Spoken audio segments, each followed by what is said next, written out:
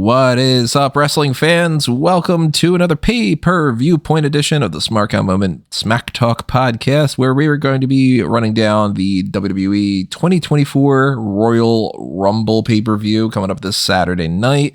One of the biggest events of the year, arguably the most exciting event of the year, at least one of the most exciting just pure matches that we're going to, not two of them, that we're going to be seeing here. So we got a lot to talk about, despite how there's only 4 matches on the card. And if you don't know who we are that will be talking, I am Tony Mango, joined as always by Callum Wiggins. Hello there. And Robert DeFelice. Hey guys, I've been doing this for 6 years with the two of you now. First thing I ever did was the 2018 Royal Rumble predictions. Really? And here we are. Time flies when you're having fun. And we're hoping that that's going to be the case for you listening on this podcast here. So thank you for joining us. Obviously, we also want to know what you have to say. So drop your thoughts in the comments below on YouTube. While you're over there, make sure you click on all those good buttons that you see on there. You hit that like button on there. That'll help us quite a bit. Pass this around with the share button. Click on the thanks button if you want to toss a little spare change our way. Also, it's totally free, but double check that you are subscribed on here.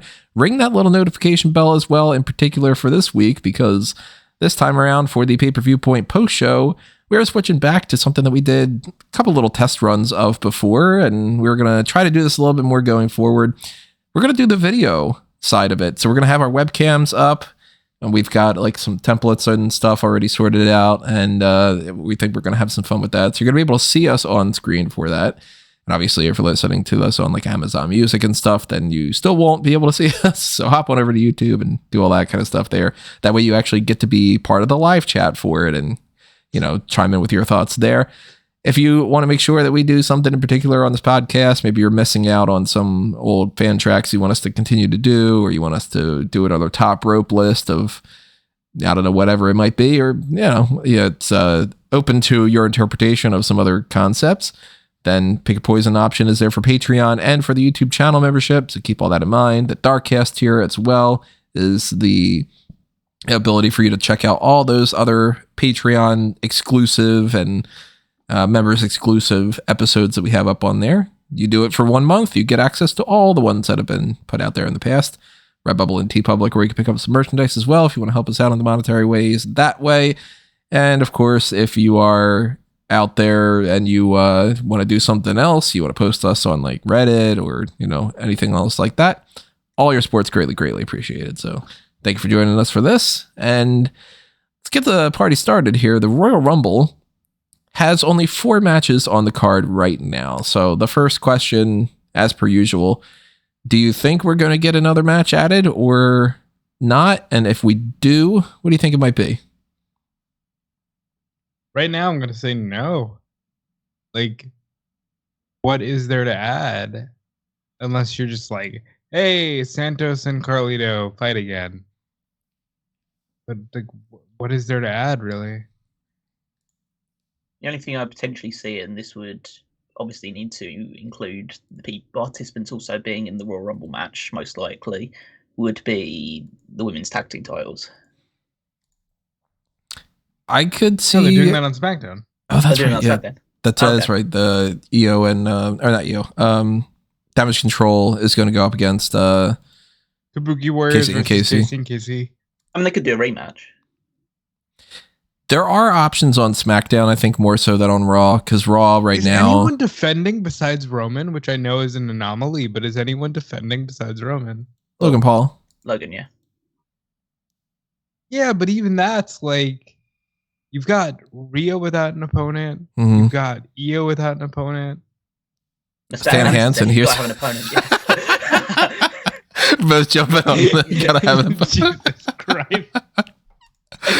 Oh yeah, I mean, the belts don't necessarily need to be on the line as much for this one. If you really like, realistically, yeah, I want like Royal Rumble is kind of more fun if you've got, hey, belts are on the line and you don't know if the champion's going to lose, because sometimes they do lose. I mean, AJ Styles lost to John Cena back in whatever the hell year that was. 2017. Wow, 2017. Jesus Christ. And then, you know, there's an option for that stuff, but realistically, I think once Io wasn't defending her belt, all right, nobody's losing their title. And I don't think, for that matter, that there was a game plan to have Rollins compete, if anybody's curious about that. So Gunther defending the IC title, it's more important for him to be in the Royal Rumble.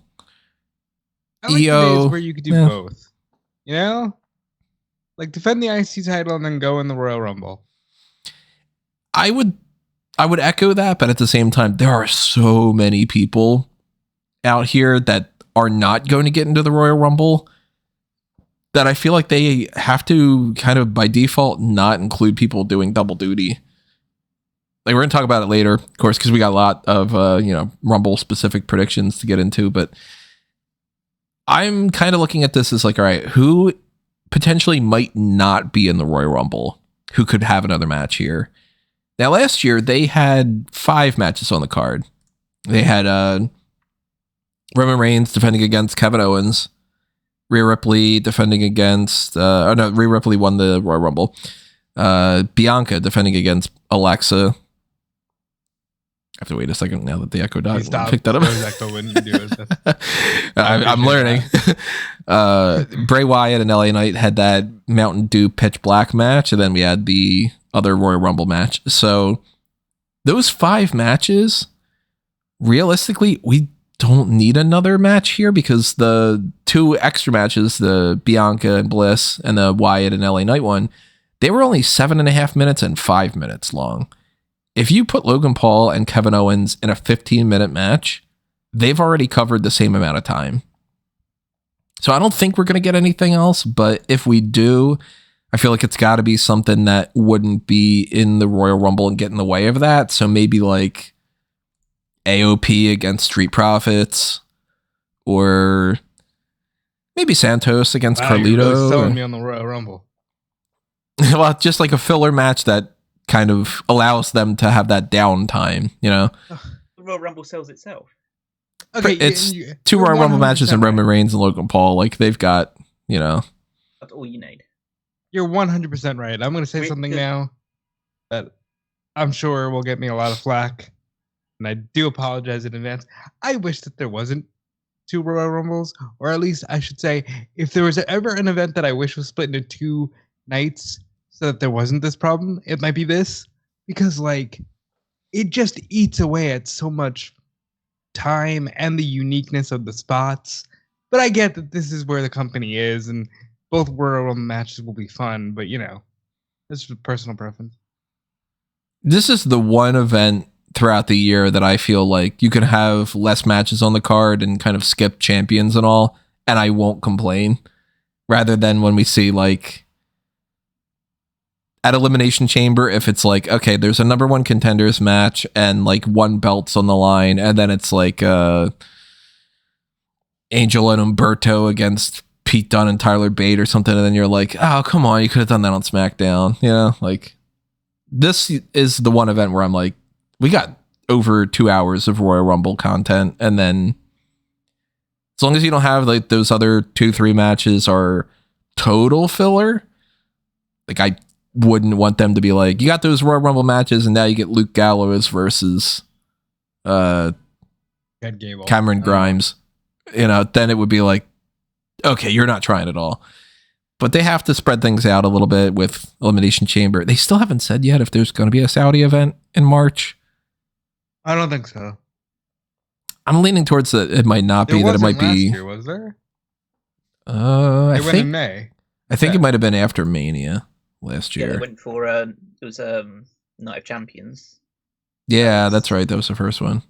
Yeah, Night of Champions, and then Crown Jewel later on in the year. So yeah, I don't think there's going to be a Saudi event. Yeah, I'm expecting it to be post Mania too, but they could throw another one out there. But I'm getting ahead of myself. I was going to say I think I know what would happen at Elimination Chamber, but I do think that we might get something like maybe Pretty Deadly against Tyler Bate and Pete Dunne or something, or maybe they add something like that on SmackDown. But I'm leaning more towards whoever isn't in the Royal Rumble just isn't on the card, and not everybody can get on there. There's only 30 spots, and we already have a fatal 4-way for the title. So that's like, they're cramming in a lot of names on this. If I had to guess, my one guess would be 3-on-3 Final Testament against the Pride. but I also think that they're probably locked for the Rumble. Because didn't you say that Lashley was the only guy Mhm. on SmackDown currently in the Royal Rumble? Yeah, so that's not happening. So I think it's just going to be, hey, sometimes it happens. You miss the boat.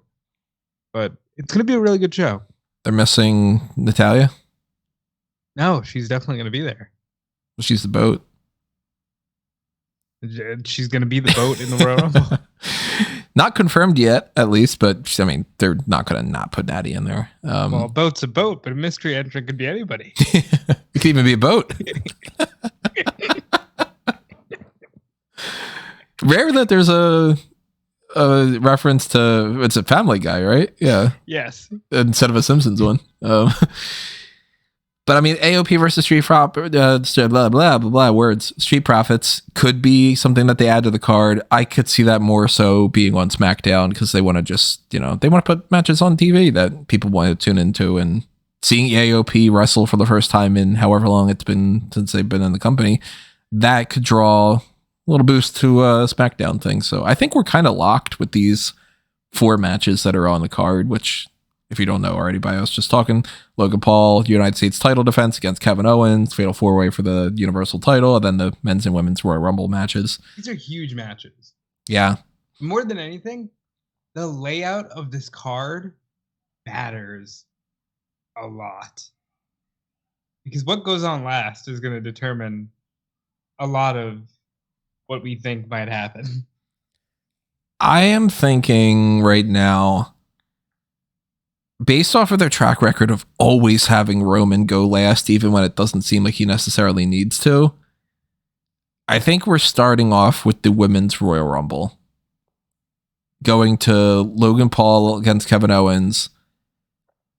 Having some kind of filler segment. Doritos segment or whatever. Yeah, like some backstage bullshit, or like, let's show you a video package about something. Like, I mean, they're going to throw them in there anyway for this whole Peacock. Like, you got to throw the commercial breaks and stuff.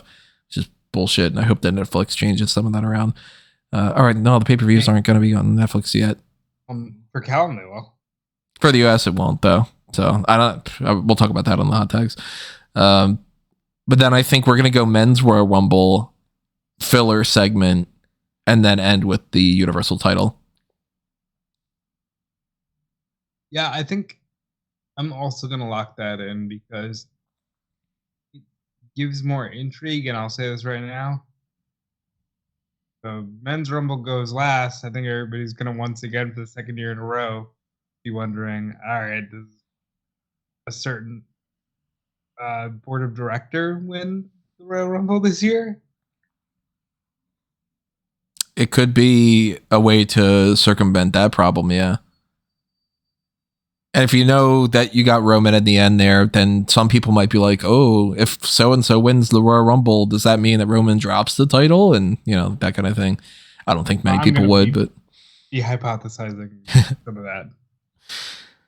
Well, then let's get into the most obvious thing first. Logan Paul versus Kevin Owens. The U.S. title's on the line. There's certainly a chance that Kevin Owens wins that United States Championship, but I am much heavily more leaning towards Logan Paul retaining here and walking into WrestleMania holding this belt. I would agree. I think that Kevin Owens is never a dark horse because huge star, and it really does feel like, even though they kept their momentum by virtue of being in every match with the Judgment Day up until about November, it does kind of feel like Kevin and Sami have faltered a bit. Mm-hmm. But I think Logan Paul is going to win here, and we'll find something else for Kevin to do at WrestleMania. Yeah, Logan Paul's most likely going to retain. He's going to have a big match at WrestleMania and defend the title, and that's where they'll probably have him drop it. At the moment, my 2 options for that are either LA Knight if they want to go somewhere on the main roster, or John Cena if they just want to be super wacky about it. That's, I had John Cena, Logan Paul down as something that I was interested in, maybe them booking in the future as like just a match for the sake of a match. And forgot about that being on my bubble. That could be a plan for WrestleMania. Yeah. I was leaning more towards LA Knight beats Logan Paul, and that gives them, hey, he's really popular, and we give him the US title. We're not going to give him the world title, so let's do that. And I think that the mic battle between them and stuff, they've got enough that they can do that for sure. But I don't see a path where Kevin Owens defends the United States title at Mania. And I also, for that matter, don't expect Kevin Owens to win the title here, drop it in the meantime before Mania to somebody else, because then you're just stacking up too many other, you have to do this and then you have to do that, and then time crunch kind of things. It's just easier the way it's shaking out. I don't see Kevin Owens having a major spot on Mania unless he does end up fighting someone who's not even on the same brand as him, like a Sami Zayn or a CM Punk. For a little bit, I thought that maybe Kevin Owens and Sami Zayn would re-team and have a spot in a multi-man tag team title match or something. Like Kevin and Sami against, say, DIY against Keaton Tyler against the Creeds. Yeah, the Creed Brothers or something, Judgment Day, but I am starting to get a little bit of a feeling that maybe Kevin Owens is going to be in the Andre. And maybe he wins the Andre. I got a couple people in mind, maybe Solo wins the Andre. He should be in a featured. Against who, though? Give John his win back. Oh, bro. If Gunther's gonna actually do something else, Brock and Solo. We're gonna have to come back to this when we talk about the Royal Rumble things for sure, because there's a lot going on with this. But yeah, we're all going Logan Paul retaining here, right? Yeah. Yep. Yeah, it seems like it's the most obvious outcome, and we're not a bad thing. We're in a spot where Logan Paul's proven himself to be a damn good in-ring performer, and I'm expecting this to be a good match, and for it to just, maybe something happens where somebody comes out and screws over Kevin Owens and starts a feud there or something, or maybe Logan Paul just wins outright or hits him with the brass knuckles or something. But that belt's going to stay where it is. And I don't know if we should talk about the US or the United States. Why do we keep screwing this up? Universal or the women's match? Let's switch over to the women's Royal Rumble. So as we do this, we are going to give at least some preliminary predictions for other elements of the Royal Rumble matches. We are doing right now the predictions contest up on the page on smark.moment.com. If you're looking on the YouTube video right now, you'll see that there is that Google form link. Obviously, if you don't want to type that out exactly the way that it is with certain things are capital and all that kind of crap that they do, then if you just go to smark.moment.com, the sidebar, there's a little thing that says test your foresight with the Royal Rumble predictions contest. If you click on the Royal Rumble tag, you'll see that on the list of posts. It's easy for you to find. It's on the Mega Maniacs group, which, by the way, if you saw the thing, Discord server is I'm kind of working on that a little bit with a friend of mine. So we might have that up and running pretty soon. I don't know if I'll have it up exactly by the time of the Royal Rumble, maybe afterward. But you can find the predictions contest out on there. And that is something that ties into just bragging rights for fun. Anybody can take part in it. But it's also going to factor in with our fantasy league.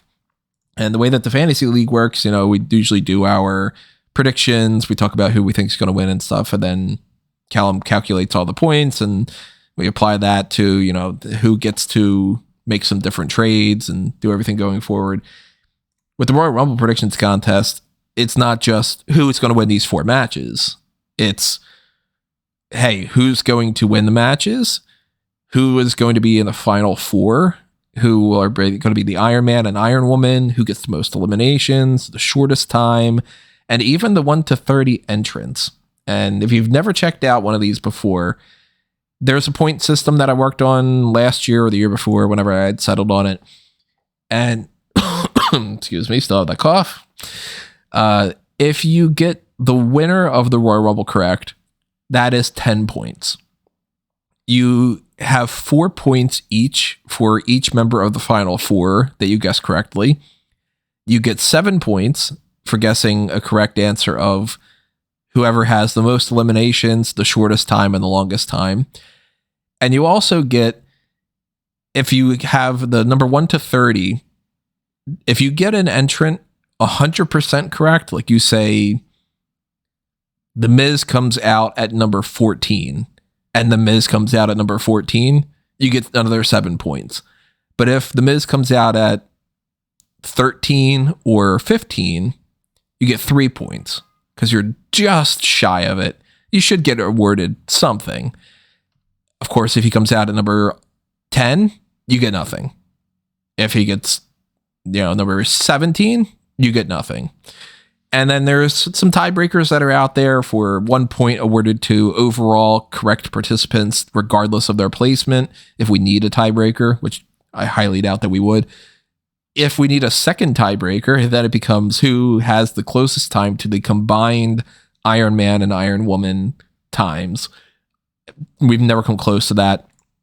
It's, the amount of variables that happen with this. You might get nothing correct. You might have the winner wrong, the final four wrong, and the Iron Man, Iron Woman wrong. It's hard to predict this stuff. And I still go back to the 1 year where I had gotten the first 3 right, where it's like Miz and R-Truth and Alex Riley, I think, or something.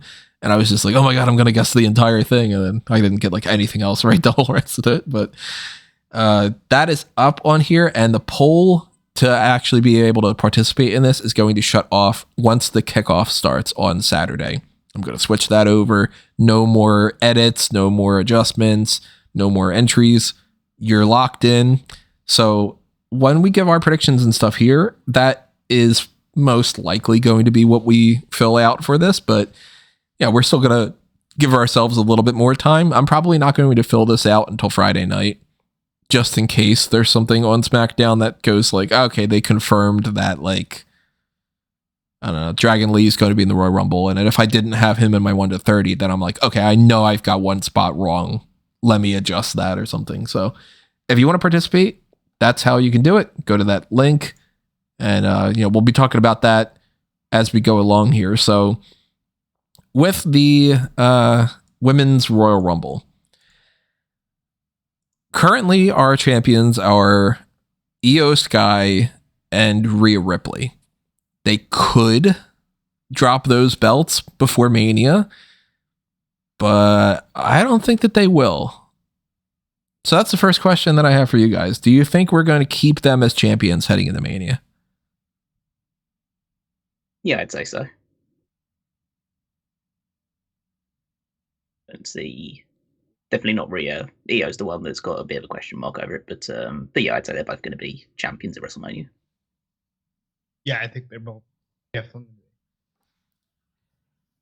I had thought that Io would drop it to Bianca at the Royal Rumble, and then that could set up Jade Cargill winning, and then you could have like Io and Bayley in some other match, or maybe like Io and Asuka and Kairi against Bayley and one of the rumored people that might pop up here, Sasha Banks, and maybe Charlotte Flair. And it's like, oh, all right, the 3 of the 4 horsewomen up against the 3 members of Damage Control. Obviously, that is not happening because, number one, Charlotte Flair is injured and she is not coming back in time for Mania. And then there's still nothing necessarily saying that Sasha Banks is going to be popping up. But, we'll talk about her for potential Royal Rumble spots. So at this point, I'm working with the idea that Rhea is going to go up against Becky Lynch, and that Io is probably defending her title against Bayley at Mania. Kabuki Warrior is probably in the tag title spot. And then you start questioning what are they going to do with some of these other women that are very important. Does Bianca Belair get a spot at Mania, or does she just get some match on SmackDown prior to Mania, or do they somehow make it a triple threat, which I don't think would be the right idea, and I don't think that they're going to do it. Do we get does Bailey win the Royal Rumble or does Becky win the Royal Rumble? Or do they give it to somebody else? And there's some other kind of weird switch up that we got going on here. Some people are thinking that maybe Sasha Banks wins this and it's Sasha against Io and then Bailey is doing something else or whatever. I don't know if we should necessarily say our winner prediction quite yet, but let's get into... Well, I guess they'll put it this way. Who do you think are going to be in this Royal Rumble that is a surprise in some fashion? Whether that's a return from injury, brand new signing, a guest person, like how we had Mickie James pop up when she was Impact Champion, an NXT call up, anything along those lines. I think Liv Morgan's returning. I think that she is like a lock for that. Yeah. I think Tiffany's probably going up in the Rumble because they haven't done anything with her since she was on the farm. She is actually right now, she is the only NXT woman that I have in the Royal Rumble for my list. I agree with that because I thought about Roxanne, but it looks like they might need her to stand and deliver. Also, I mean, they've shown in the past, there is no definitive formula for this. We've had people that, like, you would think that it would be like, okay, well, only the major stars from NXT get a spot in the Royal Rumble. And they used to do, like, Bo Dallas won some kind of a battle royal or something in NXT to get a spot in the Royal Rumble that he was in. And, Rusev got called up to the main roster right after that and all. But then we've also had, like, 2019 was when Kacy Catanzaro popped up and she didn't go to the main roster for like 4 more years almost. Like, she was just a random spot. And sometimes they'll throw in, like, we could see, Brindley Reese be in this and it'll just be like, what? Ivy Nile last year was an alternate. Yeah, she was. She just confirmed that recently. And there's no science to it. Fallon could be brought in as an alternate. Mm-hmm. Lash Legend could be brought in as somebody who see what she does. Bounce the people on the ropes. They've done an effective job of making people forget that Jade Cargill exists. And I still always thought she was going to be first used in the Rumble. I still think she's going to be used in the Rumble. I'll go out on a limb and guess number 28. And close to where I have her. Like, I don't think she wins it, but I think this will be her first shine.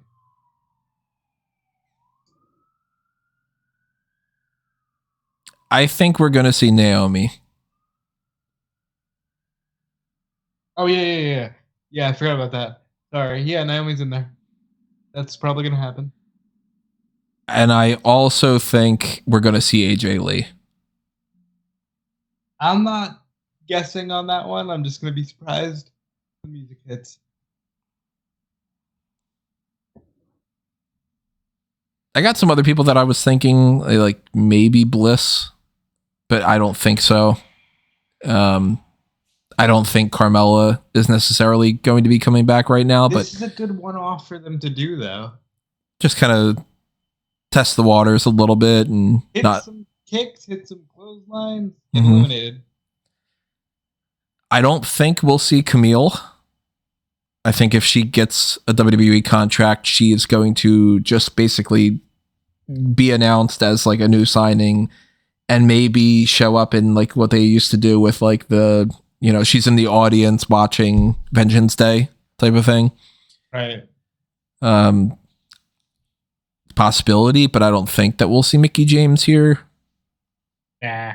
She's on my list of like, I wouldn't be incredibly shocked if she did show up, but she's not. Yeah, I could see her doing it. She's not signed to any contract. Nick Aldis is in there now, so maybe the Aldis connection helps a little bit with the greasing the wheels there. She did pop up when she even was a part of TNA with the Knockouts Championship, so that shows that like the biggest hurdle was already crossed. So she could potentially show up. There's people that haven't been seen in a while that maybe they could. Like, I don't think Sonya's ready. Sonya Deville. Tamina hasn't been seen in a while. Maybe they throw in some legends like other than Lash. Like Michelle McCool's been in a bunch of these. Maybe Eve Torres, Kelly, Tori Wilson, Victoria's been in them, Lita and Trish. But I'm leaning right now towards the 5 people that I'm feeling more confident in being in the Royal Rumble that are surprises. Naomi, AJ Lee, Tiffany Stratton, Liv Morgan, and Jade Cargill.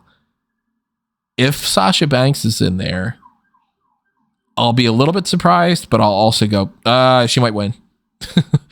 That's the thing. So I think you can kick this match off with 2 surprises. I think Naomi should definitely be one of them. I have her down as number 3 right now in my lineup. I can see her being one of the first 2. And then there's the Sasha of it all. I don't think she's going to be there because, Fightful Select did report that most recently the talks were strong with AEW. But if she is in there, I think she should be a number 1. Because I think it should be like, holy shit, look who's back. I definitely think this Rumble should start with well, look who's back. And if you could somehow land both of them, the girls that walked out, 2 years ago, that'd be amazing. But if Sasha's in there, it does change who's winning the Royal Rumble. But I have to assume that she won't be, and even if she is, I don't think she's winning. So for my 5, I would say Naomi, Tiffany, Jade. I like the Mickie James idea, and Liv Morgan for sure. What surprises are you anticipating, Callum? So I'm pretty sure Liv Morgan will come back. I think Dakota Kai is cleared. Oh, really? That'd be really cool. Well, I think she'd be cleared to do a battle royal. So I think that she could get away with doing just a few little spots here and there, nothing too serious or strenuous. Take a safe bump to the outside instead of like landing on her legs. Yeah, just a little like jump, fall onto the apron, fall onto the floor type thing, just so it's less of a fall. So out of NXT, obviously Tiffany Stratton is the main one, but I think that the other obvious one out of NXT I can see being in this is Nikita Lyons. Yeah, she is one of the ones that when I had been doing my like 1 to 30 and breakdown and all, I won't bother showing it on the screen because it's a mess, but like it is a mess because there's like, I took out Stratton, Nikita Lyons, Roxanne, Mako, Valkyria, Fallon, and Gigi as my like, if I could anticipate anybody going in there, it would be these more than like Ariana Grace or Lola Vice or Stevie Turner or any of those. I mean, the other one that stands out to me, which is like a bit more left field, is Kalani Jordan. They do seem to be really liking her a lot, and with good reason because she's doing a really good job so far. And she does like the flippy gymnastic stuff, and they could probably just do one choreographed flippy spot in the Rumble, and that could be like the immediate introduction to her. Especially if they have plans to push her in NXT for the remainder of the year. I've said it openly, and I'm just going to repeat it here. I don't think Jade Cargill's debuting in the Rumble. Are you still thinking that she's post-Mania? Yeah. I mean, post-Mania, if you mean by post-Mania, you mean post-2024, maybe. Yeah. Oh, really? Even not this year? Well, I'm still, and other people more than welcome to disagree, but I'm still very much the opinion that they think that they've signed someone that they shouldn't have done, and that they don't think that she meshes with their style, and it's going to take a while to train it into her if they want it to work out properly for all involved. So I think that eventually she'll get onto the main roster or NXT and do something, but I think that while other people say it's deliberately keeping her under wraps and make people forget about her, so it's a bigger deal when she enters the Royal Rumble. I'm kind of thinking, yeah, they just want people to forget about her because they don't want them to remember that she signed there for a while, and then when she comes in, it's a slightly bigger deal when they do decide to do something with her. Yeah, because I think that if she was going to be in the Rumble, they would have announced it. I think it's just as I say, it's not like you need to sell a load of big things for the Rumble, but it's a big deal if like Jade Cargill comes out and says, "This is the first time you're going to see me," so a lot of people might be tuning in with a lot more interest if she's made it aware that she's going into the Rumble. First of all, it's not like a surprise in the same ilk of Ronda Rousey that we don't know who's signing the company. People should know that Jade Cargill is signed with WWE because they made such a big hoo-ha about it. So she should be more. It should be more obvious that she announces that she's going to be in the Rumble rather than it just being a random surprise that people weren't expecting. I don't think Sasha's going to be in it because, as they all report suggesting that AEW is her destination, but obviously plans can change. And if it does, then it does. Naomi definitely will be back. I'm imagining Trish will be in it just because she's been doing stuff. She did stuff with WWE fairly recently, so it wouldn't be a huge shock for her to turn back up and maybe do something with Zoe Stark in the match. I see both Trish and Lita being in it because then you have them to fight and settle the fact that Trish took her out before, like post WrestleMania, and then there was no resolution to that. Beth Phoenix maybe. She's still technically an ambassador, and it might be a way to just like say, hey, we still got you until you eventually leave and go to AEW in some fashion. That's about it with the Liv Morgan thing as well. And if I'm just breaking down the five that I think are most likely, it'd be Naomi, Liv Morgan, Tiffany probably. I'd say Trish, and I'd throw Nikita Lyons in there as well. Where do you stand on AJ Lee? Nah, I think people are going a bit over the top with that one. Let's say, like, I'm not saying it's completely out of the question. Everything is possible. Vince McMahon could be in the men's rumble for all you know. Like, anything is a Vince McMahon could be in the women's. yeah. Everything is on the table. But I would say that the fact that AJ Lee never made any one appearance in AEW the entire point that Punk was signed, I don't think that necessarily suggests that it's because that she absolutely loved WWE, because all accounts with her leaving, there were a lot of things that she didn't like about being in WWE at that point in time. So the fact that she not even I'm not saying that she ever wrestled in AEW, but didn't even make any kind of on-screen appearance, makes me feel like she's kind of done with, not say done with wrestling, but done with the more mainstream side of it, all being an on-screen character. So breaking down some more of those people and their placements in the matches and all, I went from being oh, Jade's going to win the Royal Rumble to if she's in it, she's not winning it. And I do have her though as one of the major options for getting the most eliminations, because I can see her coming in from number 23 onward. Maybe number 26. Rob, I think you said you had her down as number 28. Yep. I think she's heading towards the end. She'll toss a bunch of people out, maybe get into the final four and get eliminated by Bianca and set something up there. I have Bianca as my number one right now. And I think that not to spoil too much of the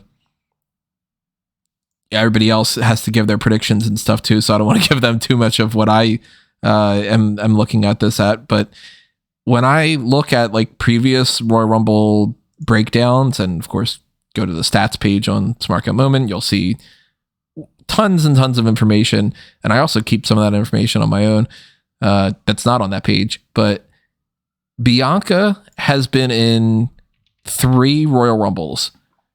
She's been number 2, number 3, and number 8. They like her starting this off pretty early and pretty much going the distance and eliminating a lot of people. So I have Bianca down as like, she starts it off maybe against like Asuka, maybe Naomi comes in number 3. It'd be kind of cool if they did have Sasha Banks and it was like start off with Bianca in the ring and then like, oh, number 2 is Sasha and we get the reaction shot and that kind of thing. But I am kind of heading towards like Bianca gets the most eliminations here. Jade could get a lot of them. Becky could get a lot. Asuka could get a lot. Damage Control in general, like if they team up on people, you could see, you know, all 3 members of all 4 of Dakota's in there teaming up and tossing people around. And one of the things I have against that though is when there's a heel group like that, I feel like there needs to be a lot of baby faces for them to just toss around. And this year it's very babyface heavy as potentials for the Royal Rumble, but I also don't know how to place them in there. You can't just have like one of Damage Control starts off the match, another one comes in around number 8, another one comes in around number 20, and then they just eliminate all the baby faces and you just have 2 people left or something. Like, so I don't know if I really trust that 100%, but I'm going to say right now my pick for most eliminations is Bianca. My pick for most eliminations is Nia Jax. She's big. They're going with her. They're going with the fact that she's dangerous, which I hate. But Nia Jax is one of like 3 women that has a story going into this match. So I'm going to guess that she's going to make a splash. I look at Nia more as an obstacle rather than a force that's going to eliminate people. Like, I think that maybe she eliminates like 1 or 2 people and it's up to like Bianca and Becky to team up and take her out, or maybe that's what Jade does as like a big thing. Maybe it's like, oh my God, Jade Cargill like picked her up and threw her out. Holy shit. Or it's another, 10 people all gang up on Nia, but most of the story seems to be Nia and Becky. So I'm leaning towards just the big moment with Nia is Becky getting Nia out. Who's on your... go ahead. No, the thing that's crazy to me is that there's just no one else with a story. I just think that she's going to make a strong showing. You want to finish the story? Oh, God, I hate that phrase now. Who's on your radar for eliminations, Callum? Nia Jax. Thank you. Okay, cool. I anticipate Nia Jax coming in around about 25, 7? 26. Oh. And then there's just a load of women in the ring and she just tosses out like 6 of them in about a minute or 2. I think that'd probably be enough. Then that you throw out your like Katana Chances and Kaden Carter's and Nikki Cross or anything along those lines, and then just I think that's probably how you go with her. Yeah, I think Rob's right. She's going to be treated as a force. Personally, and again, I don't think that Jade Cargill will be in, but if Jade Cargill was in the Rumble, not what I would necessarily do, but what I think they might do is they have her come in with like this big showy entrance. She gets in the ring and then isn't like immediately. She throws a few kicks and power moves and like stands and poses around and then is thrown out by Bianca Belair without eliminating anybody. Man, that would suck. No, because then you have Jade Cargill get back in the ring, beat up Bianca and throw her out, and that's how you set up the Mania match. I wouldn't hate them being a one-on-one because we never see that from the women at Mania, where it's just a non-title grudge match. I wouldn't mind that. I think Nia, at least by the way that they've booked leading up to this, is the more likely to be the dominant force in the entire match. I mean, they've booked her incredibly strong since she's returned. She hasn't lost any one-on-one match since she's returned. So yeah, I think that she will be protected and given a significant amount of eliminations this time around. Yeah, and I feel like for Tony, you might just be looking at this from the perspective of you're so checked out on Mondays, but she's the strongest booked woman going into this match. Oh, see, I know she's going to be booked to look strong, but I look at the track record of her with eliminations, and she typically doesn't eliminate a ton of people. She typically is like, it's hard to get her out more so than she's grabbing somebody's head and throwing them over the top. Like, I'm going to be honest, I don't think WWE has ever booked her as strong as she is right now. Yeah, I'd say that she's never entered a Rumble a more potential winner than she'll enter this Rumble. Most likely, yeah. I mean, she's had good spots in the Royal Rumble. Like, if you look at in the men's Royal Rumble. Yeah, I mean, she does have that distinction as being one of only 4 women that have done that, right? It's China, Beth, Karma, and Nia. Yeah. You might have to add that down to the statistics page. Nia statistically is towards the end of the Royal Rumble. She's been, the earliest that she's ever been is number 22. And she was 22, 29, 29, and 30. So Nia's not popping up number 4, for instance. I mean, most likely she isn't. Look, I mean, if you look at any, especially if you look at the men's list, Undertaker pops up number 30, pops up number 1. Like, you never know exactly who's going to be popping, but they do have their little tendencies. You know, Big Show was somebody that tended to be towards the end of the Royal Rumble. Nia Jax is fitting in the same sort of capacity. Obviously, there's usually a big surprise at number 30 in the Royal Rumbles these days, but not necessarily. I mean, 2019, we had Carmella. 2020, we had Shayna. 2021, we had Natalya. 2022, we had Shayna again. Shayna's been number 30 twice. 2022, didn't she win? No, she was number 28. Oh. There's Ronda, then Shotzi, then Shayna. I guess because in their mind they were like, well, we don't want to do number 30, and we could have Shayna be number 30 to be like, Shayna and Ronda, like kind of thing. I don't know. I don't remember. But last year, Nia Jax was number 30. She was the surprise one because she hadn't been in the roster at that point. So she's going to have a featured moment in some fashion. I just don't think that she's necessarily going to be actively eliminating people. But she's somebody to watch out for because, you know, there's certainly more of a chance Nia Jax eliminates more people than like Tegan Nox or Xia Li or Nikki Cross or something. I'm going to throw this out there as a potential.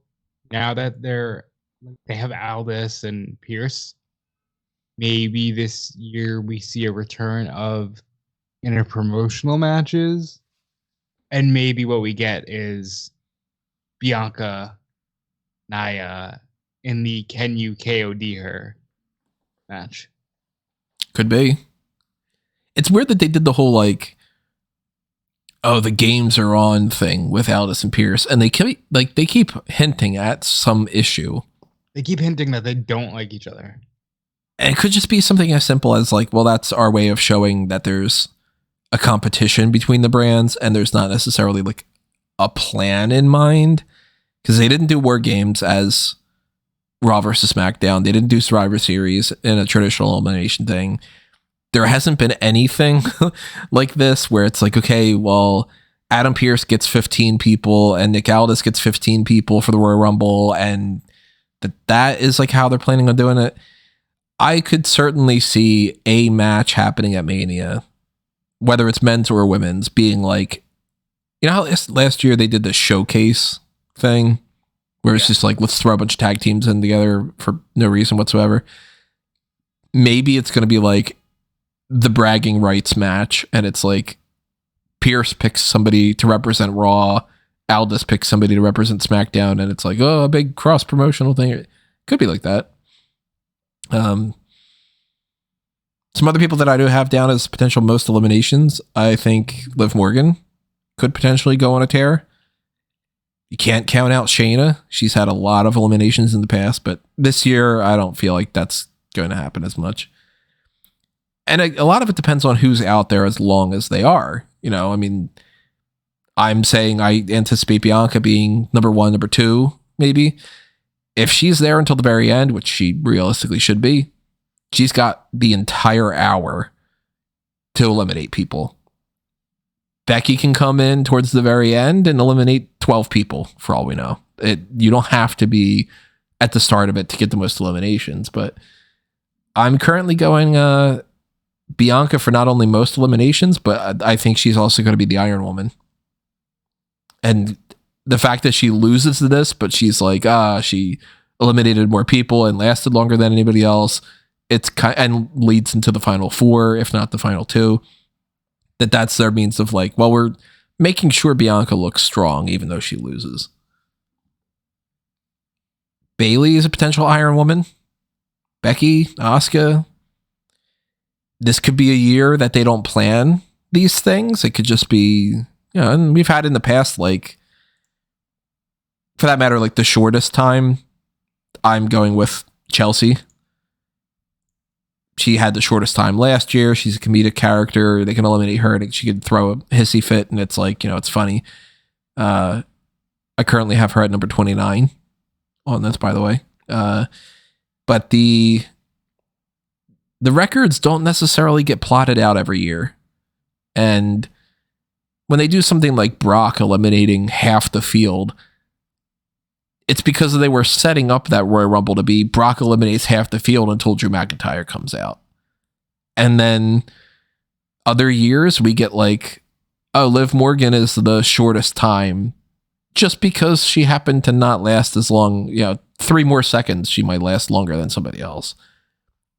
I don't feel like they're planning necessarily some of these things out this year for these 2 matches, but I'm going to go Bianca longest, Chelsea shortest. I'm going to first of all say that last year was a year that they definitely plotted both Royal Rumbles around records and had a clue of what they wanted. This year, I don't see that as much, especially in the women's Rumble. I'm going to say Chelsea shortest as well. She can come in earlier. She can come in later. I don't know exactly where I have her plotted yet. But the only way I see her not being the shortest is if Ariana Grace gets in and they just want to do the, hey, you were Santina's daughter, so get eliminated fast. I could, that would be kind of funny if they did that. I like that she was Santino's daughter. She's not anymore, but she was. So. Well, yeah. Well, he lives in TNA now, so we don't acknowledge him. No, but I have, as far as the longest, I think this year might be circumstantial. Like, it just might be, Bianca happened to be the longest. But I also think it might be, Bayley happened to be the longest. I don't think they have anything planned out, so I'm going to agree with both of your picks for now and say Bianca and Chelsea. Longest to shortest. I also have Bianca going the longest. I just think that she has a track record of doing long stints in the Rumble before. She's one of the most naturally athletic women in the Rumble, so I imagine she'll come out around about the 5 or 6 range and then stay in it for the vast majority of the Rumble from that point onwards. But my choice for shortest is actually Nikki Cross. She's a really solid choice for that because they do not care about giving her anything, and she could just come in, act crazy. Because they actually are doing a story with her. It's a bad story, but it's a story, which is she just comes downstairs. She's gonna come out, blank stare, get thrown over, never lose her facial expression, walk to the back, blank stare. Yeah. Yeah, it could happen. Actually, I kind of like that. They're not putting her in like a, if you do the whole like who has a story in this Royal Rumble. Like Bianca obviously wants to win her title back. Becky wants to go up against Rhea. She's got Nia Jax as an obstacle. Like there's stories that are there. Some of them aren't particularly strong. Liv Morgan returning, just in general being like, I'm going to return. Like that's her story.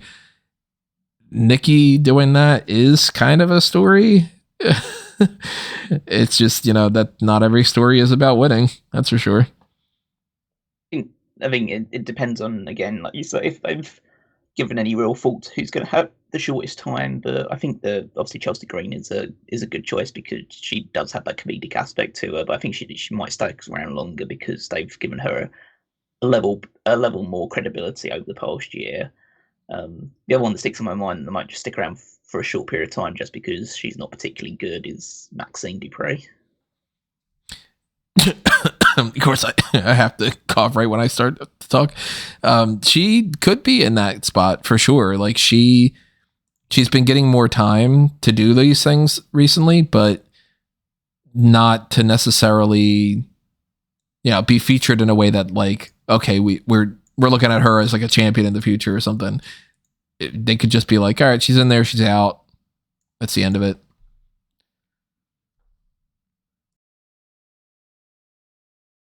I don't think that they'll do that with Maxine because her specific story is, hey, Master Gable showing me how to, save myself. She's a baby face, so it's not like they're gonna put egg on her face. No, just put baby on her face. On her face. Baby face. I'm gonna toss some names out here. Just I sorted a bunch of these names in alphabetical order because we're not going to give our 1 to 30s. Not only do we not necessarily have them locked in, but also it's like I don't think you want to hear us be like Isla Dawn is number 11 or whatever. But just yay nay. Do you think that they'll be in the match, or do you think that they're in that range of like not necessarily being in there? Alba Fire and Isla Dawn. Yeah. Yeah, they'll be in it. Candice and Indy. Yeah. Yeah, I'd say so. I think we pretty much can check off like Ivy Nile, Maxine. They're already announced, so yeah. Well, it's weird because they're announced and they're not announced. Announced by WWE. It's they're in a weird spot where like there's a video on YouTube. Technically, according to the website, like the WWE.com men's and women's Royal Rumble matches, they only have confirmed Becky, Nia, Bayley, and Bianca. But they've put out that YouTube video and they've, had people talk about like Maxine and Ivy being like, oh, I'm going to survive in the Royal Rumble and do this. And the same we'll talk about for the men's, the other members of Alpha Academy. So it's like you can assume they're going to be in it and they're kind of confirmed, but they didn't bother to update it on the website. So even in years past, they've had instances where they've had like Jimmy and Jay Uso, and only one of them gets in there because they realized afterward that they needed to fill a spot in for somebody else, and they just bumped somebody, or like I think it was like what was it, JTG and Shad. Yeah, they both were confirmed, and then they flipped the dice. Yeah, so even when something is flat out confirmed, it's not a guarantee. Other than, obviously they're going to have Becky in here. Obviously they're going to have Nia. They're clearly not going to not have Piper Niven or somebody like, Zoe Stark for sure. Some other names though, for like, possibility of maybe they will, maybe they won't. BFAB. No, probably not. As an alternate, I'm sure she'll be there. Valhalla. Yeah. Yeah. I don't have her in my 30. But then again, no, I think she'll be there. I have AJ Lee and I have Jade Cargill, so it's like you take, and I have Naomi in there too. So you take those 3 out of there, and you need to fill in some spots. If Valhalla's in it, she instantly jumps to a top potential shortest time for me. She's awful with this gimmick and all. Tamina. Yeah. Nobody's Mina. Out of sight, out of mind, man. That sounds a lot more dismissive than I mean it to, but like seriously, That's reality, though. I mean, I she. don't care if it sounds dismissive. I couldn't care less if she was in the Rumble or not. And actually, I could. There's the I'd Nia rather she wasn't in the stare Rumble. down. So. And they're as big as Hogan and Andre. Like, There's been some chatter about her being retired, and that like maybe the Royal Rumble was her last year, or that maybe this year she could be in that, and that could be her last match. But I don't know. I'm leaning more towards that she's not going to be in it. Scarlett. No. I'm definitely saying no for her. Raquel. yes. I don't think so. If she's really, really, really hurt, then no. But I'm gonna say yes. Nah. I'll say. I forget what it is that she just got diagnosed with recently, but it's some kind of a disease or a serious ailment, not like she's got the sniffles or something. So she's been MIA for a little while. I think that she's in a spot where she's focusing on her health.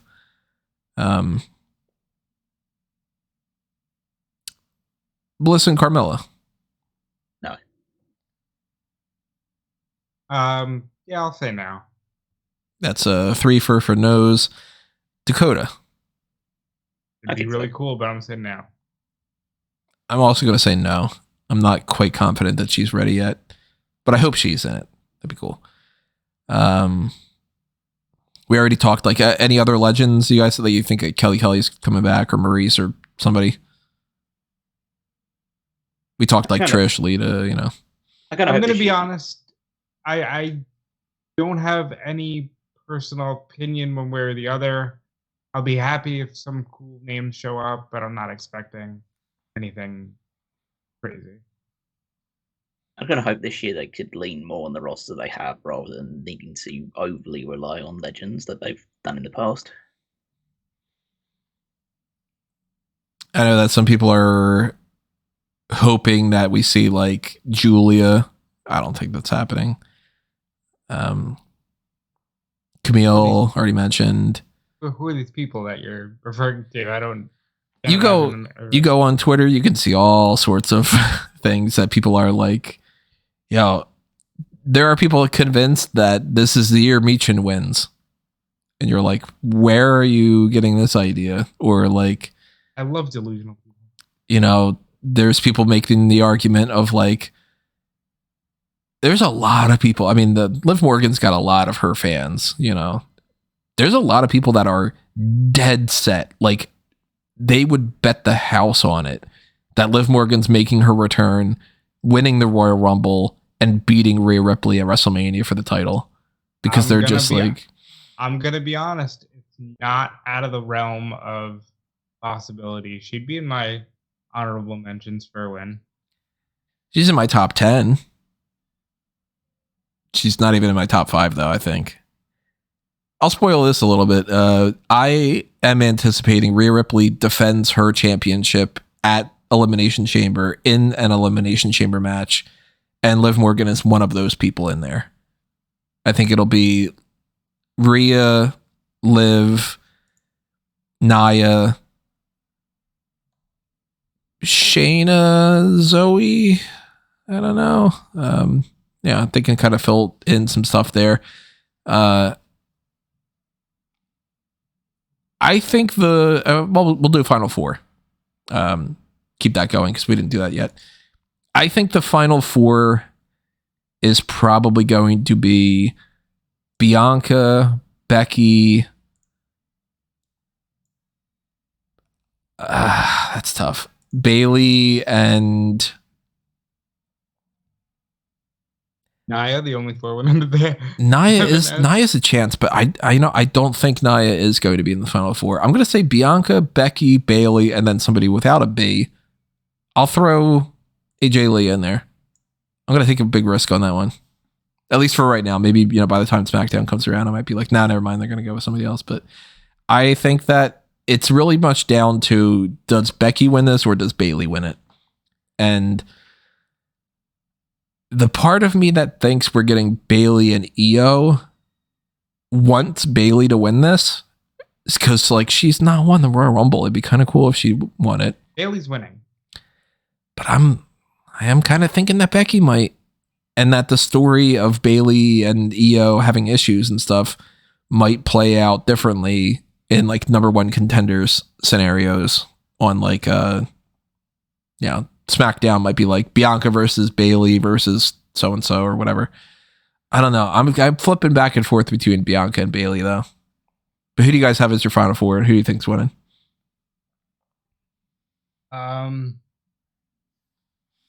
Bailey, Becky, and Bianca? I'll say Tiff.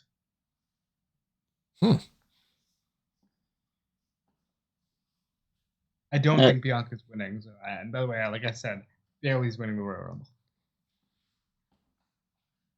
Rumble. Bailey, Nia Jax, Bianca Belair, and Becky Lynch. My final four. And my final two are Bailey and Nia Jax. Really? And your winner? Because the goal of this Rumble is to get Bailey over as a babyface. So how do you make her a babyface, or at least get the crowd like super sympathetic towards her immediately as you have her do a one-woman elimination of Nia Jax? Nia takes out Becky and Bianca, and people are like, whoa, shit, Nia's going to win. And it's like, but Bailey's the one standing in the way, and she does kind of like some pull down the rope and Nia falls over kind of thing. Pretty much, yeah. Or I'd be down for it. Or like, again, like I know we saw the 2004 Royal Rumble recently. That's what I was just about to bring it up. Yep. The Benoit slowly pull her over the rope spot. Because realistically, they want to put that spot into the archive somewhere, and they can't do it with the guy who did it. So maybe they do it with someone else instead. But not a bad point though. Like I could see that being a really strong spot. I actually like the idea of Bailey eliminating Nia, but she's definitely winning. Because I'd say that the goal isn't to like immediately turn her babyface on this, but you want the crowd to be excited for her winning. And I think that, I mean, they'd still be excited for her winning if she was against either Bella or Lynch. There'd still be people that would be cheering for her. But I think you put her against the very decidedly heel that they absolutely don't want to win in Nia Jax.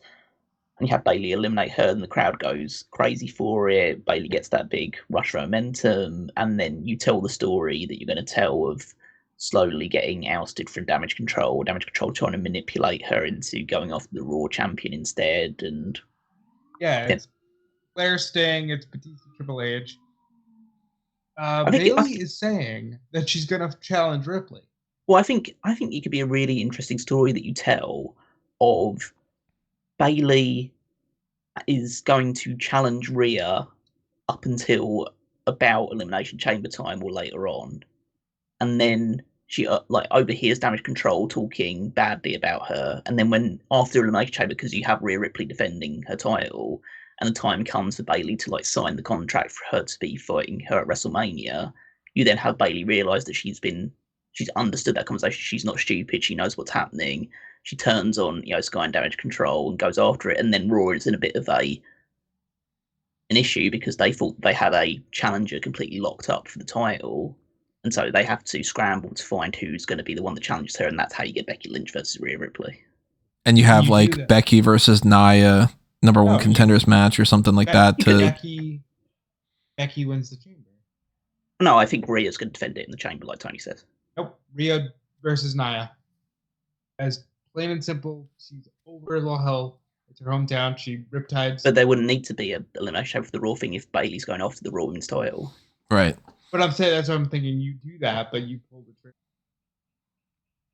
relatively sooner than that, so that you have the idea to have Becky featured in a big match. But you don't know that Rhea's going to be champion coming out of the Elimination Chamber if she's defending the title at Elimination Chamber. That is true. But of course, again, if you make that match Rhea-Nia, it works for Becky either way. Also, you got to figure out, what does Io do in the meantime? Does Io defend the title at Elimination Chamber against somebody like Bianca? Or does she... do they have... Because they couldn't do something like that and then have like, all right, there's an elimination chamber for determining who fights EO, and then have Bailey be like, never mind, it's me. Well, no, they wouldn't. They couldn't do that. Women's No. elimination chambers anyway at the show. So if you are doing the one that's got Rhea Ripley winning it, then you wouldn't have another women's one in it. And yeah, I think that EO would just defend the title with someone else on that show, and then SmackDown would immediately be planning for who's going to be the next one up for it. Maybe you could even have Bianca like win a number of contenders match, and then Bailey inserts herself into it, and you could either like make it a triple threat if you wanted to make it more interesting and give Bianca yet another women's title match at WrestleMania. Or you could say, oh, we'll have to figure out something even, as important or special for you at WrestleMania, and then give her like Jade Cargill or something. China Memorial Battle Royal. Do it, everybody. God damn it. It's funny you bring up the Bailey contract thing. We've seen Shawn Michaels book Shawn Michaels in NXT. Triple H could be booking Batista Triple H. They had that before. Batista wins the Royal Rumble, and he's got his Evolution crew telling him, that's great. You can challenge for that other championship, and we can both be champions. The exact same thing as what Damage Control's doing. And then they just repeat that story of like, she's not going to do the thumbs down, but effectively like, she already choosing does the thumbs down. She absolutely will. like, I'm choosing Rhea. Surprise, surprise, I'm turning on Damage Control and all. So yeah, I think that might mean all three of us are going Bailey here. Yep, I'm going Bailey. And the funny thing is, I wasn't even feeling it. Like, I was full Becky probably wins and challenges Rhea, and then for some reason they kept having Bailey over the last 2 weeks ago. I'm winning the Rumble and I'm challenging Rhea. We're doing a story where Damage Control is going to have all the titles. And I was like, oh, she's winning, and then she's going to challenge. Yeah. Makes a lot of sense. And then, of course, like, you can keep doing the Becky and Nia thing and have, like, Becky, Nia, number one contenders match, whether you include some other people in there, too. Like, it might be, like, Becky, Nia, Shayna, and I don't know who else is on Raw. That could do, like, a four-way. Maybe Raquel is ready by then. Maybe... Actually, yeah, who the hell would be on a four-way for that? Maybe Natty would be tossed in there just for the sake of it, or maybe they do a gauntlet match or something, but I could see Becky and Nia being like, okay, Becky beats Nia to determine who fights Rhea. Yeah. Any other little sidebar things to mention for the women's match, or surprises or weird oddball elements, like if you go, of course, to smarkmoment.com, you'll see the list of things like recurring things that happen in Royal Rumbles. Like sometimes we have people turn on each other that are like partners. Like, do you think one member of Damage Control is going to eliminate another person? Like Bailey's going to eliminate Asuka, or are we going to have one of those moments where like the action stops and people look like, oh my God, that's Sasha, or everybody just pauses and they all gang up on Nia? Is if, that part I can see them ganging up on Nia. The only way the action stop is if Sasha happens to be number 30, and I don't see that happening. But I can see the action stopping for a moment, and she like stares down with Bailey. They have a little brawl. I think we'll just wait and see the Rumble, because at the current rate, we're probably talking longer about this match than the match will actually take place. So probably. Not quite. We're only at an hour 14 on this podcast in total so far. So we've only done 2 matches. We've still got half the matches to go. We talk about the length of a Roman Reigns entrance. And the Kevin Owens, Logan Paul one, we just said Logan Paul's going to be Kevin Owens and moved on. So, and then we just talk about the women's one for it. So. That's typically the case, though. These Royal Rumble ones, they take up a good chunk of time. But it's 3 votes for Bailey. And of course, Royal Rumble predictions contest, everybody. You might have a completely different idea. Drop your thoughts in the comments. Let's go with that Undisputed Universal title match and then talk about the men's Royal Rumble. Because I know that Rob's going to make an argument I'm going to be the against only this. one, and you already know what I'm going to say if you follow me on Twitter or have heard me on this podcast, but I'm going to say it anyway. It's AJ Styles, LA Knight, and Randy Orton all going up against each other, as well as Roman Reigns. This Fatal 4-Way is a big match with a lot of big names and all. That's very important. Of course, if something changes, it's going to really change the landscape and all. I want to really like this, but there's that little bird chirping in my ear that's telling me Roman Reigns gets taken out at the beginning of the match, that the three of them triple team him. They have the majority of the match, and Roman comes in at the very end, hits 3 Superman punches or spears, and then just pins LA Knight or AJ Styles. And it's just as simple as, like, we're going to pack the match with that. Roman doesn't have to do much. We don't risk an injury. Everybody gets a little excited that, like, oh, Roman was, like, powerbombed through the commentary table and he's out for the whole match and whatever. We're going to get a new champion. It's going to happen. Those three fight, because they've been really harping on those three fighting each other a lot, especially AJ Styles and LA Knight, which kind of makes me also go, like, what are they going to do for AJ Styles in Mania? Maybe it's Okada. I don't know. We'll see about that. But I don't think Orton's taking the pin, and I don't think the title's changing hands. So I'm going, whether he's in the match for the majority of it or he's taken out for the majority of it, Roman retains. Yeah, I mean, I can just, before Rob says his piece, I'll just jump in and say that, yeah, Roman's not dropping the title from my perspective. Don't see any real sense in that taking place. He'll probably pin LA Knight again, but maybe AJ Styles just to be different. I don't think they're going to do the whole Sam Roberts argument of him stacking all three on top of each other and pinning them again. I would be furious. Also, Sam Roberts had the argument, by the way, this is stupid. Ridiculous. Well, most of what Sam Roberts says is, but so. Oh, he needs to win by himself. Yes, let's please do that. The one match where Solo can be all over this motherfucker, just thumbing people in the throat the whole time. That just sounds weird. Yeah, Samoa and Spike. It's not just thumbing in their throats like it's. It is just thumbing in the throat. It's just I know, but it just sounds like he's like fingering them or something. Well, whatever. That'd be just as effective in real life. I'm just like, the Bloodline should be all over this thing, because they're all over the thing that they shouldn't be in, and they have full authority to just go in there and even the odds for Roman. So they should be all over this thing. And can we all at least agree, before I say my wacky piece, that we think LA Knight is the one getting pinned? It's likely LA Knight or Styles. Unless they have such a stick up their goddamn asses that since Styles is the only one that hasn't taken a pin from Roman, that he needs to take it here, LA Knight's the one getting.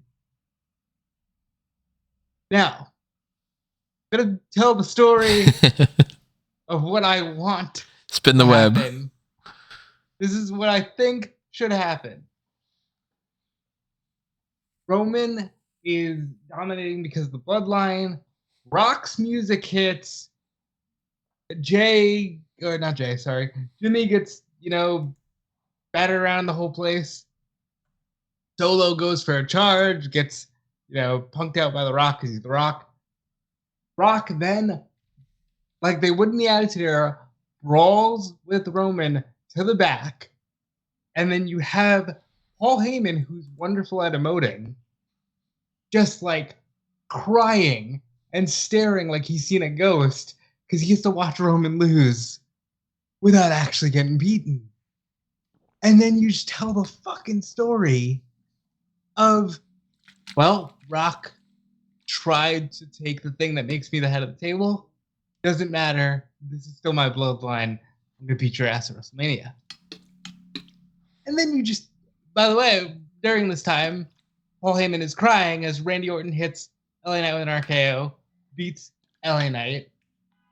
And then you have Cody and Randy at WrestleMania, because I'm tired of this, by the way. Cody just wants the goddamn WWE title that his daddy couldn't win. He doesn't need to beat Roman. He doesn't need. He does. We would like for him to do that. I understand that. I'm not arguing that point. But the actual character and the actual guy too, it's just like, I want to win this belt. He had his first match with Randy. He had his biggest match with Randy. He's got more history with Randy. It's not, if you really fucking need to do the Rock thing, this is how you do it, and everybody can still win. Why would you not go for that? And I say all that to say Roman Reigns is obviously going to hit a spear on LA Knight and get the win. See, because the arguments that I have against that are there's multiple, like, every card that's in this house of cards gets stacked on top of each other. And if something small adjusts to WrestleMania, it doesn't necessarily have to. But like let's put it this way. If Katana Chance and Caden Carter lose the women's tag titles to Kabuki Warriors this weekend, I think they probably will. I don't think their spot in a tag team title multi-women match dictates that it's like, okay, well, they need KC and KC if like Carter were to get injured or something. But when you get into the main events and you get into finding spots for people that are really important, if one thing changes, it can change like 5 matches. And look at, for instance, that they wanted to do something with Brock and Bray Wyatt last year.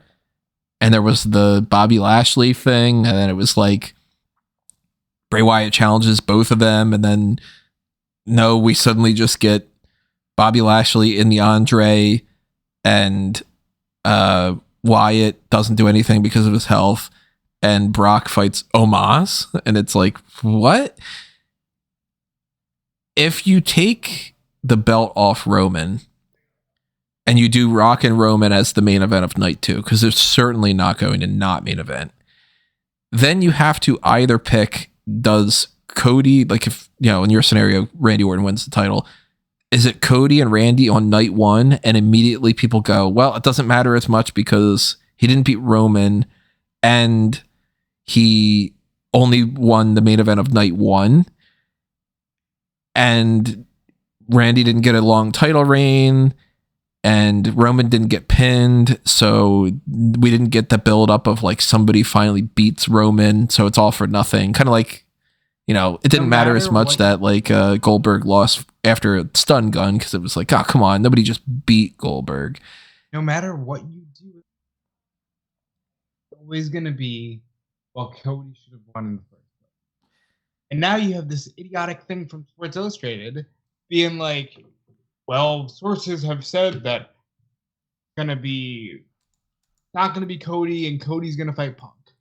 Which, full disclosure, I don't mind that, really. It's just a matter of, you're not going to sit here and tell me that this dude is going to wait another year. And I'd be fine with this if they didn't tell the story of Cody didn't even try to enter Money in the Bank. He didn't even try to, like, really say, I got to win this title. They just had him go, okay, I'm going to wait till the Rumble. So, what are you doing? Like, I have no interest in seeing this go on for another year. Cody said himself, if I do not finish the story this year, don't have me in a commercial for your video game next year, because I don't deserve it. So I'm going to spoil some more Rumble talk here. Oh, but we can get into the Rumble. Because obviously, we all said Roman's winning. Yeah.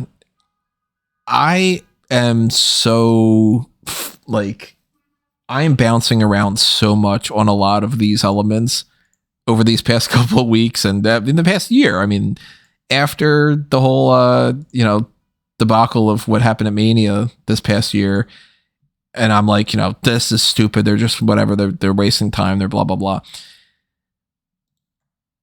The Sports Illustrated thing that came out, if anybody doesn't know, they think it's CM Punk versus Cody Rhodes. No title on the line. Gunther defeating Seth Rollins in night one's main event for the World Heavyweight Championship. No mention of the Intercontinental title. And then Roman and Rock night 2. Sports Illustrated is a big name, but holy shit, they just went through this whole thing about wanting AI reports and stuff. Well, hold on. So, like, Justin Barrasso of Sports Illustrated gets some big interviews. He does get the chance to break some major news. But when it comes to reports, it's rarely like, okay, we got to run with this because Barrasso. Rarely. Not saying it doesn't happen, but it's rare. To me, this reads like somebody watched Raw. And they went with like, oh, I guess it's going to be that, right? I guess it's setting up Cody versus Punk. Uh-huh. And Gunther versus Rollins. Because to be clear, before Punk even came back, we were all saying on this podcast, oh yeah, Gunther's going to beat Rollins at WrestleMania for the world title. Yep. That did feel like where it was going. And they did a great job making it seem like that's where it's going. But for the life of me, and I love the idea of Cody versus Punk. I think that's the closest thing to a payoff of Brawlout we're ever going to see. But not here, not now, and not yet. Like, don't buy into the Sports Illustrated thing. I fully much like what you just said. I think that these people watched Raw and they're like, oh, I know wrestling. I think that that's setting up this because that's what they're, you know how like, I mean, Meltzer has people that, you know, feed him information for sure. But there's a lot of Meltzer stuff where he's like, I mean, it would appear that the idea is to do this going forward. And it's like, oh, okay, so that's not a report. That's it looks like they're going in this direction. Same as like clear, everything that we do here. Dave, hold on. To be fair to Dave usually repaces everything he says with that. Yeah, but a lot of people report that as like, oh, okay, this is the thing that's happening going forward. And sometimes it's like erroneously doing that for Meltzer and he doesn't deserve to get the flack afterward where people are like, oh, well, Meltzer said it was whatever. It's like, yeah, if he's given his opinion about something, it's different. But I read this more as like somebody watched Raw, somebody was like, oh, it's Gunther Rollins, it's Cody Punk, and then that is how we avoid doing, you know, anything other than Rock and Roman. Funny enough, after The Rock got announced as this board of directors member, I feel more confident now that Cody is going to fight Roman. And if Gunther had lost the Intercontinental title, I would be like, oh, maybe there's something to this, because Gunther losing that belt in order to beat Rollins would be much more of a possibility. I am set at this point. I'll say, like, you know, all the other elements of like the Final Four predictions and stuff like that.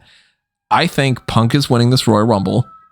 He's going up against Rollins, main event of night 1. Rock and Roman is not happening at Mania this year. And that it's going to be something based off of some teases that Boozer on Twitter had said, which I'm believing more and more in Boozer as time goes on, because this guy's got a hell of a track record. He had put a big focal point on the idea of, sorry about the sirens, everybody. He put a big focal point on the idea of Jimmy Uso being called, wanting to be called the tribal heir, and Solo Sikoa being the tribal heir. With this idea in mind that Roman could lose the belt at Mania, spend a lot of time off. Solo is the de facto leader of the bloodline in the meantime, and he's the tribal heir, and it's a whole thing like that. And then eventually when Roman comes back, there's a Solo and Roman feud over the whole, like, hey, I've been the tribal heir this whole time. You've been MIA. You lost the belt. You don't deserve to be tribal chief anymore. They have their feud at like SummerSlam or something. Maybe a, you know, Crown Jewel, whatever it might be. And there's more like tribal chief, head of the table type stuff leading into Rock and Roman at Mania next year. Whether there's a belt on the line or not, I don't know. Probably not in that scenario. but they could do any sorts of things like that. And then in the meantime, they have been setting up Cody versus Roman specifically, like the stare downs and everything. I don't think Cody's winning this Royal Rumble, but Roman shouldn't necessarily be at Elimination Chamber. And I'm leaning towards there being another Elimination Chamber match to determine who fights Roman. And it's Cody winning that. We get Cody versus Roman at Mania. Night 2, Cody wins. They tell that whole Philadelphia Rocky 2 story of you lost and you had the adversary, the adversity type stuff. He actually beats Roman the second time around. And part of it is setting up this Solo and Roman thing where it's like Solo was the reason why he retained last year. This year, whether it's like The Rock interferes or Solo just doesn't get the job done or Solo decides not to, because I could also see Jay and Jimmy having Solo involved and it being like the confrontation between Jimmy and Solo being like, there's friction there. Maybe we get a triple threat. I don't know. I mean, I'm feeling more confident that Cody can beat Roman for the main event of night 2 for the belt than I was a week ago. But I'm going Punk winning the Royal Rumble, and we'll talk about all the other elements that goes along with this too. I'm just putting that out there as like I don't trust this Sports Illustrated thing. I don't either, but I think I'll say this: the men's Royal Rumble does have a lot of, well, he could easily win, and then there's your path. Well, he could easily win, and then there's your path. So it's a good reason to keep your eyes on things, rather than it being like last year where it was like, and Cody Rhodes will win the Royal Rumble. And I say all that to say, barring The Rock being in the Royal Rumble, which if they do, I'd kind of be. But barring that, I think Cody Rhodes wins the Royal Rumble. I think he last eliminates CM Punk. I think Punk needs a secondary path. Mania, he's already announced for Elimination Chamber. I think you do this to circumvent the quote-unquote obvious that it's going to be Punk pointing at the Mania sign, which I wouldn't hate, obviously. But I think this makes it like not as obvious of a finish. It makes Punk look like he put Cody over. He didn't come in and just derail his story. You know what I mean? Like, it makes it seem like, yeah, he is a guy that's willing to do business and isn't just ego-driven. And in all honesty, I think Cody wins because otherwise, you got to jump through hoops to find out how is this motherfucker getting to the other show. So I think Cody wins. Do you want to start breaking down the other stuff, or do you want to say your potential finish Oh, we of already this? said it, so Callum can say But it. that's what I'm asking Callum. Do you want to say your winner, or do you want to save that for after we break down everybody else? I don't mind either way. I mean, I think Punk's winning the Rumble. Just because it's his return match, and they want to do something more special and stand out for it by giving him the victory. Potentially even last eliminating Cody Rhodes, so you can set in motion that match whenever, because they already did their little stare down on Raw. So you can set that in motion by having him eliminate Cody like later down the line. Definitely think they're the final two. Yeah, so I think that they'll have Punk win immediately.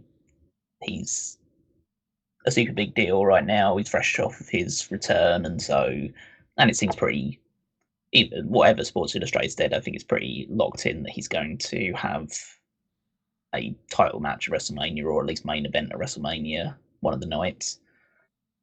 And yeah, the match against Rollins makes a lot of sense for that to happen.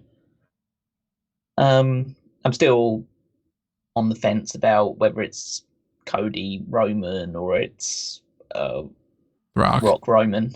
Or triple threat. Yeah, or a triple threat. But I think there is I say, like, you have to jump through hoops to explain why Cody's going to the other show. No, you just have to do what WWE does, which is not care about the brand split and just say. And Nick Aldis just says, "Hey, I'm announcing a elimination chamber for this. It's going to involve LA Knight, Randy Orton, AJ Styles, like one other SmackDown guy." And so, and as a special agreement that I made with Adam Pearce, Cody Rhodes in this one as well. And it's like, oh, okay. Well, I had pitched something like that prior to Charlotte getting hurt. I had an idea that it would be like, all right, they would do a trade, Cody for Bianca, and then Bianca goes after Rhea. But you're like putting so much more thought into it than WWE ever would. Yeah, that's why they'll just say Cody's going to be in the SmackDown Rumble match. Who cares that he's on Raw? And then they'll just carry on. Or they'll even just say the Elimination Chamber match to determine who fights Roman is cross-branded. Yeah. And maybe even put like Drew McIntyre in there or something too. It's so frustrating because I did put more thought into it because you should. Sorry. It's tough because with WWE, you can put zero thought into something and they'll be like, you didn't give any thought to that whatsoever. And then you can put a lot of thought and they could be like, what do you mean we need to address like the shit that they did with that one year where it was like, I forget, they've had like 5 different terms for like people switching between brands. And there was the one thing where it was like the brand to brand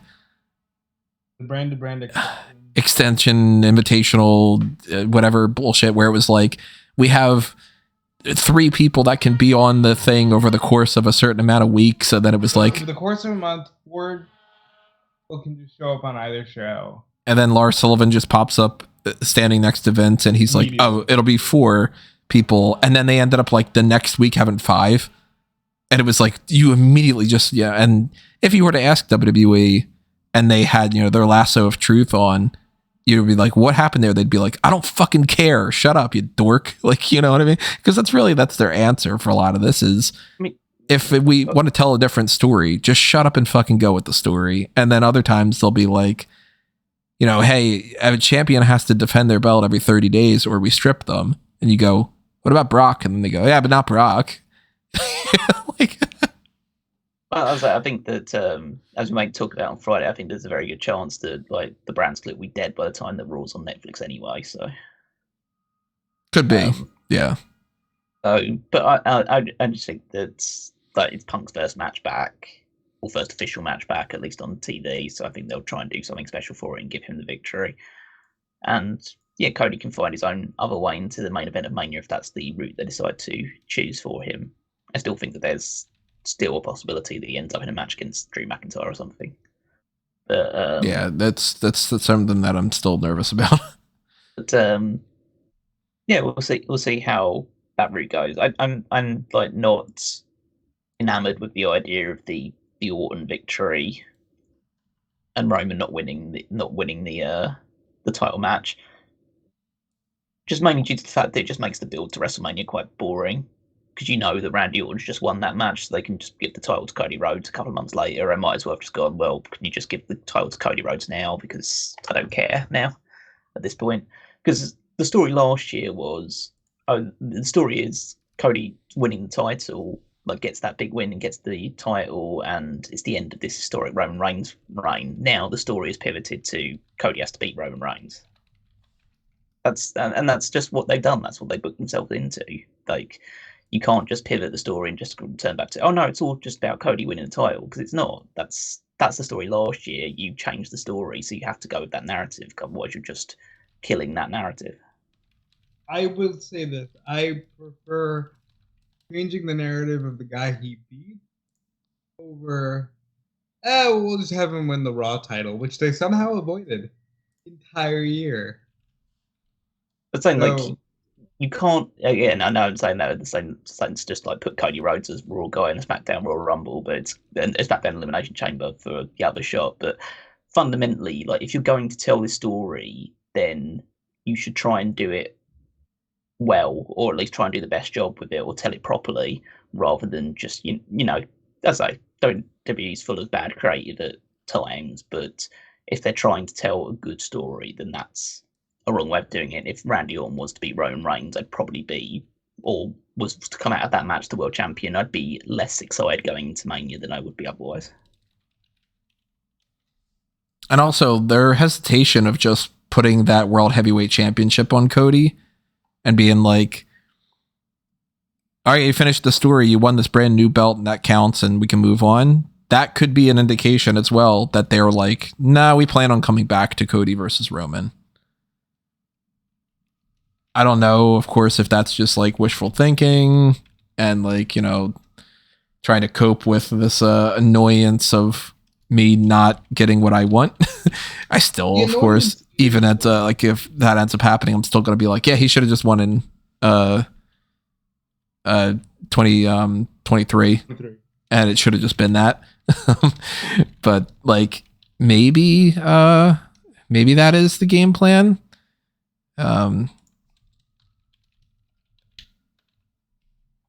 I don't know. It's really tough to tell because it's like the type of thing that like when we get confirmation one way or another, it's just going to seem obvious. And it sounds so stupid to say because it's like, yeah, of course. But the way that like certain things just play out and you go, oh, so that's what they gave a shit about. We still don't know what they meant by last year with the whole like, well, the story's not over and, you know, that's not the story that we're telling.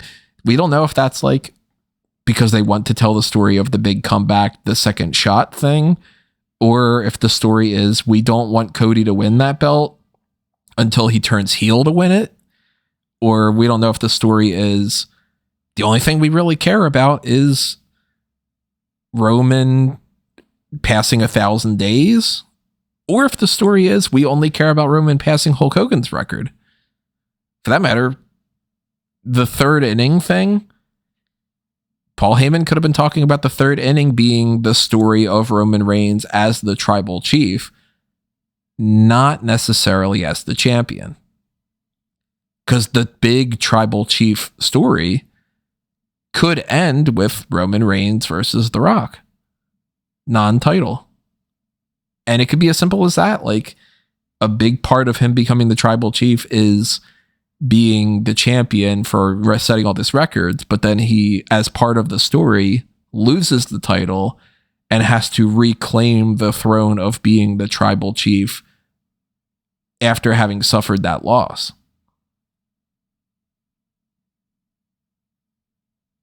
It's a mind fuck. Never came back. No, because it put these wheels in motion of like, well, he said head of the table, so they have to be going somewhere. And then he becomes a board director, and then he goes on whatever the fuck ESPN First Take and says, "Oh, well, I like long-term builds, but I'll say this: me and Roman will be the biggest main event of all time. But I like long-term stories." So now you immediately got people going, "Does that mean next year?" It's like, I don't care anymore. Just do the damn thing so we can get it over with. That's where I'm at with all this. We don't have an indication of where Mania is going to be next year, right? Minneapolis? I don't think that they've said anything. Anywhere the places that John Cena said? The O2 or whatever. Because they could be planning on having Mania 41 in Orlando or something. And to do like another, you know, The Rock doesn't have to do Mania in like Florida or Hollywood, but he very well could. And that could be another one. It's reportedly set for Minneapolis. They haven't officially announced it yet, but that's where it's reported.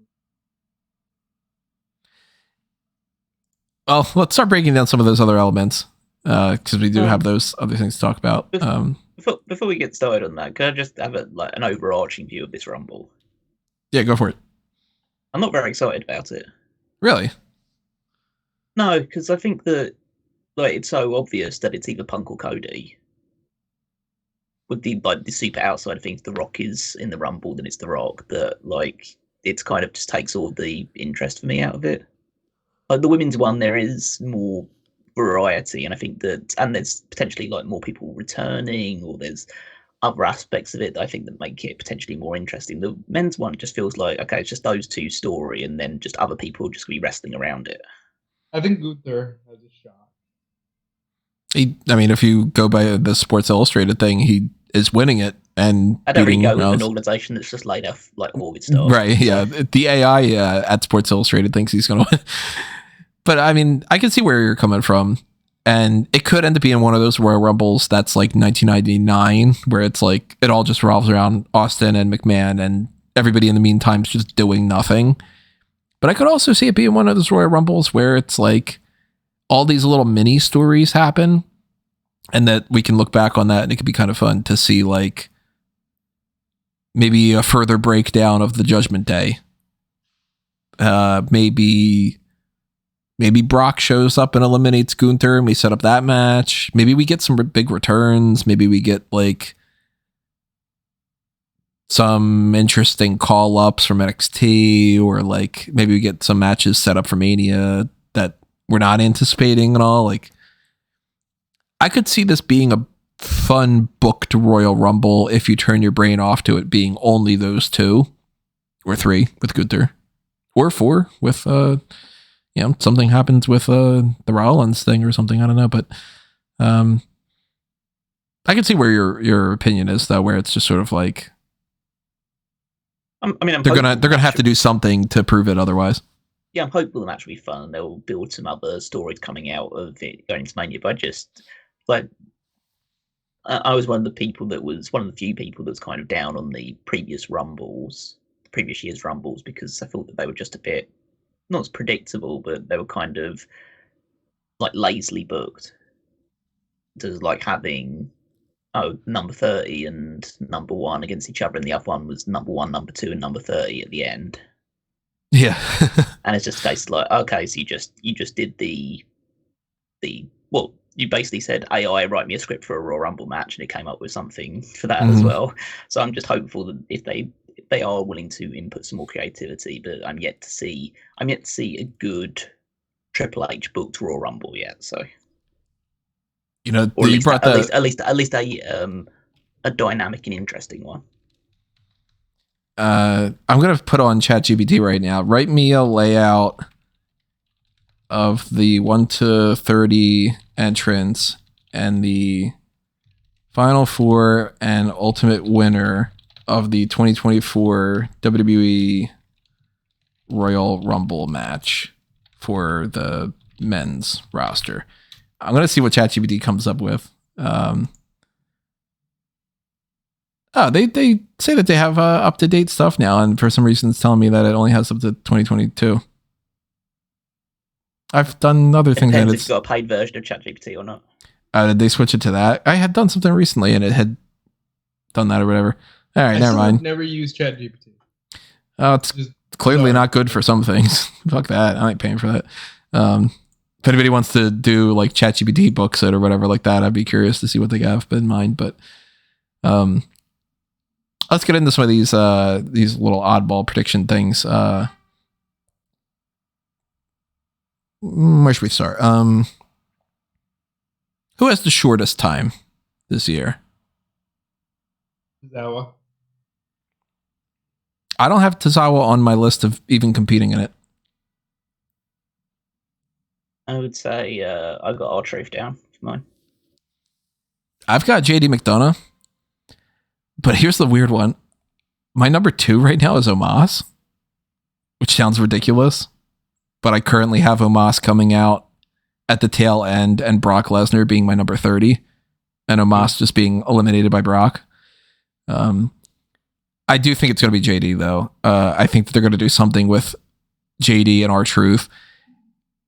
The little caveat being, I think that there's a good chance that JD has a spot in this match and that R-Truth usurps the spot. And JD technically doesn't actually go into the match, which would disqualify him from being the shortest. And then maybe R-Truth gets eliminated by the rest of the Judgment Day members or something, and maybe he's the shortest. But this could also be a year, if it's not JD and R-Truth, then I think that this is a year that they just didn't plan a shortest. And it ends up being like, sucks for Ricochet, but he ends up lasting only 2.5 minutes, and he's the shortest or something. There's nobody else that stands out to me as like, oh, they're going to book Austin Theory to be humiliated, or they plan on having like a big shock with like Santos Escobar getting eliminated by somebody who pops up right afterward and takes him out, like Bad Bunny. You know what I mean? Actually, talk about that. Yay or nay? Bad Bunny in it? Say nay, but what you laid out does make sense. I mean, I'd say no at the moment. I'm leaning towards no. Do you think that there's going to be any other celebrities? Like, do you think like Jake Paul will be in it? I wouldn't say any celebrities, no. I think the roster's deep enough that you don't really need to fill it with a lot or practically any surprises. I'll still have some, like one or two, but I don't think that any of them would fall into the celebrity category. This roster is deep, by the way. If you pick like, if you've got the list of people just from Raw, SmackDown, and NXT, and then a handful of other people that are like in the mix, you know, like technically John Cena is like available for that. I don't think he'll be in it, whatever. It's over 140 people. That's a lot. But of course, you take out people like Robert Roode, you take out people like Eric, who's injured, or Odyssey Jones, who hasn't done fuck all since being on the main roster, and so on. People that are low on the totem pole, like I don't think that we're going to see Joaquin Wilde and Cruz del Toro in here. I don't think that we're going to see Apollo Crews get a spot.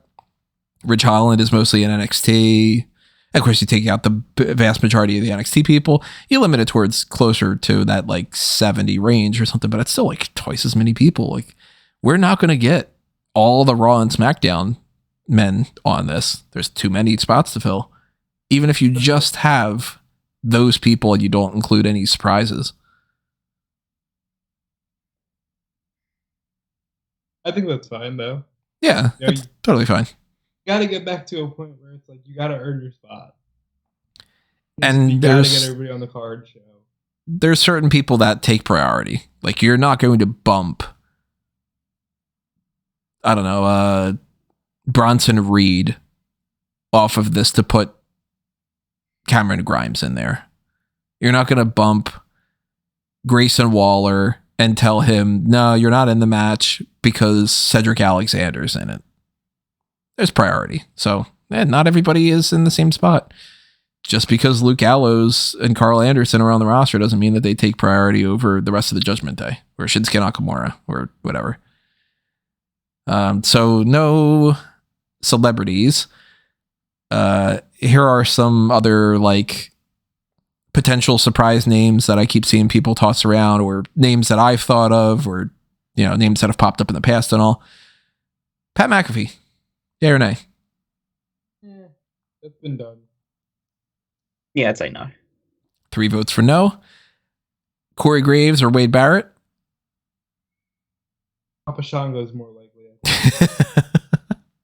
He hasn't made that joke yet that I've heard it yet. Did. No, he did. He made it on Twitter. He said, What was your favorite highlight of the week? Raw on Netflix, Rock on TKO board, or Papa Shango announced for the I fucking love Wade doing that. That's great. Yeah, I'd say no. I'd be interested in seeing Wade just step in, but no. Yeah, I'm gonna say no for those two as well. I do think that there's a chance that maybe there's something for a future match with either of them, or maybe like Corey Graves doing something in the ring or whatever. Of course, I don't even know what they're going to do when it comes to Kevin Patrick being replaced on SmackDown. We'll talk about that on the hot tags. Yeah, we're all going to say no to this, but I have to bring it up. QT Marshall. No. That. Yeah, that's just one of those names that's been floating around. MJF. Nope. All right. No. But if he was, fucking guy should win the whole thing. Or at least take out Cody. Because it would be funny to me. The pop that he would get would be but never incredible. Yeah, MJF is still signed to AW. Yeah, but I think they're probably hindered by the contract they signed probably mid last year. Yep. Yeah. Yeah, it's a little hard to do that when you most likely still work for the other company. John Cena. Maybe. I wouldn't say so. I mean, I think that if the match that you're likely building for him at WrestleMania would probably be the Logan Paul one. And if Logan Paul's not going to be in this match, there's not really anything you can do for him building up to the Rumble. So, just a fun. Let's be clear. John hasn't done shit worth a damn in a while. So him being in a Rumble and just staring off with CM Punk, having another moment with Brock, why not? Here's the weird thing with John right now. I'm putting a lot of stock on Boozer from his track record. Maybe it's just a tease for no reason or something. But he tweeted out a gif of Randy Orton doing John Cena's "You Can't See Me" pose. Or taunt, not pose really.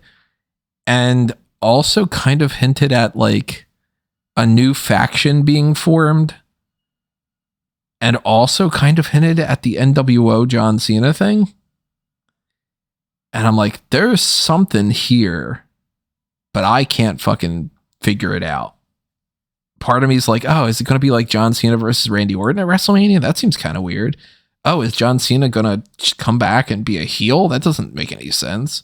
Oh, is there a faction that's going to start with like John Cena and Randy Orton as like two, you know, like kind of the three members of the Outsiders being like starting the NWO kind of thing? Like, are you going to make like a super faction or something? Like, I don't know, but something might be happening with John Cena coming up. So I wouldn't count out entirely that he'd be in the Royal Rumble, but I think more so if he pops up and does something heading to Mania, he doesn't have to compete in the Royal Rumble to do it. He can just, you know, John Cena's going to be on Monday Night Raw, and it's like, oh, fuck, pop a rating, you know? Could be crazy, though. Kazuchika Okada. No, he's still working dates for New Japan Pro Wrestling. I doubt he would have come over to America straight off for this. I mean, it's not out of the realm of possibilities, but as far as all reports are suggesting, that he hasn't signed anywhere yet. So I doubt that will happen before Saturday. He's not sure. He is also a no for me. I think if he does end up signing to WWE, it's going to be an announcement outside of it. You know, the whole like, here's the picture of Triple H and him with the signing the contract. He could go to NXT.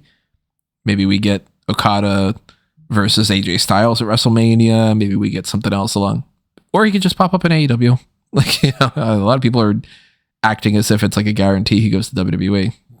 Don't trust that that's the case.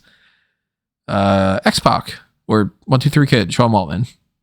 It'd be kind of cool if he came back as 1-2-3 Kid instead, if he did that. I think that's one that's been like said for about like 5 years or so. Mm-hmm.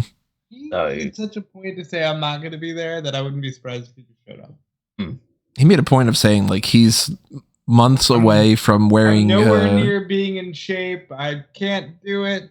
Okay, Edge. Yeah, it's tough because it's like he's rumored all the time, which makes me out of time, so yeah.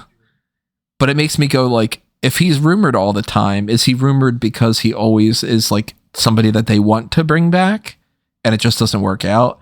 Or is he rumored all the time just because people go, well, Triple H is in charge and Sean Waltman's a guy that could do it, and there's never any actual truth to it? If there's any legend returning who's not on the current roster, he is the only one that I think has pretty much a chance. Like, I'm certainly not anticipating fucking Sergeant Slaughter to be in this, or, you know, a lot of people will put the name out there. You know, people are like nervous for some reason now that Hulk Hogan could do this. Hulk Hogan ain't fucking popping up in the Royal Rumble and taking a bump or winning the Royal Rumble. No, because they're nervous because they had him say it in a fucking promo.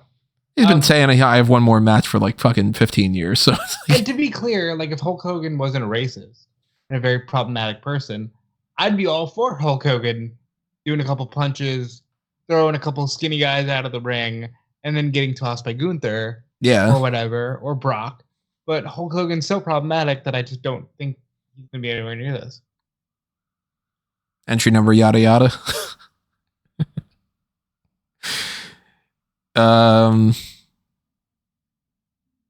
Any other like complete outsiders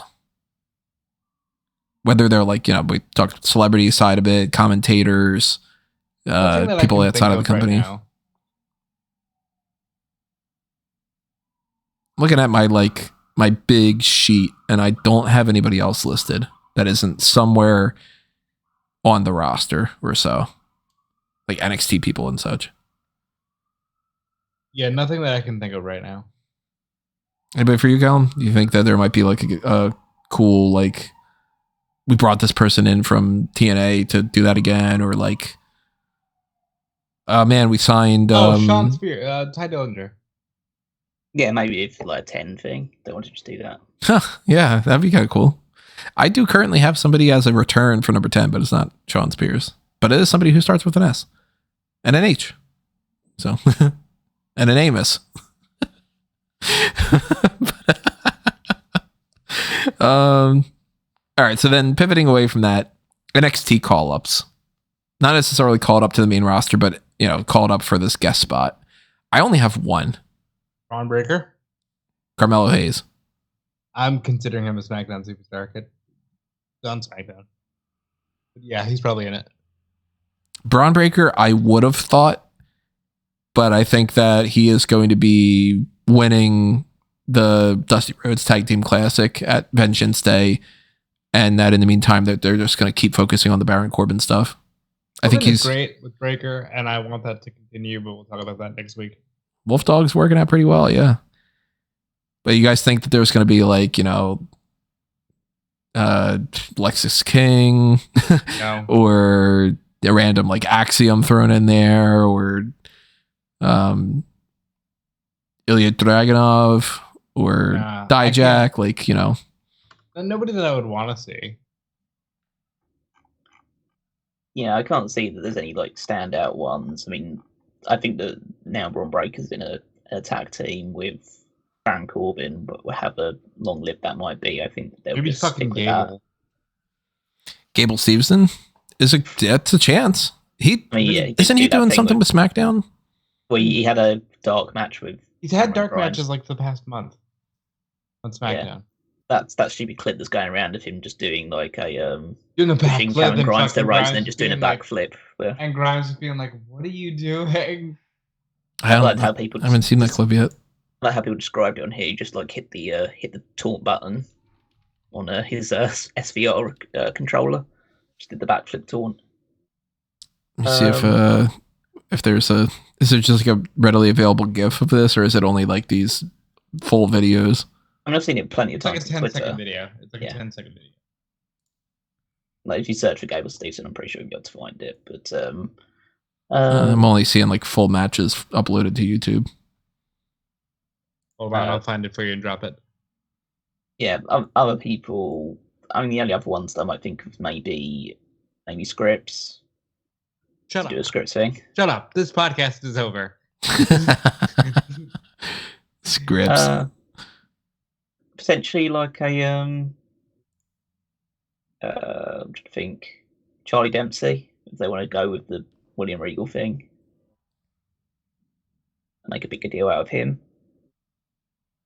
But yeah, I don't think that, again, there's just like enough. There's enough on the roster, and for fuck's sake, y'all keep touting the success of your roster. Let's see them. Let's see what this Gable Steveson thing is. Yeah, what the hell? What's the point of that? It's a good backflip. Yeah, I think he was told that he was supposed to do something. He's so cool. He can do a backflip. It's a good backflip, but it's not gonna make me cheer the guy.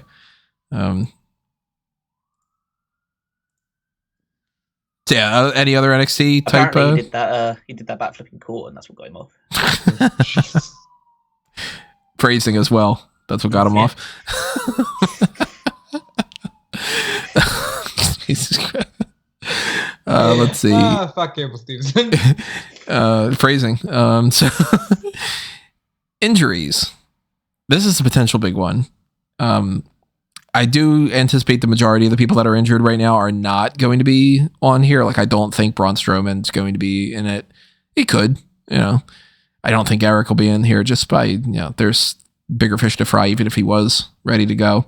They would just be like, all right, I've Eric's been doing wonderful in the singles. He's been doing like pretty damn well, yeah. Woods is already back. Giovanni Vinci's already back.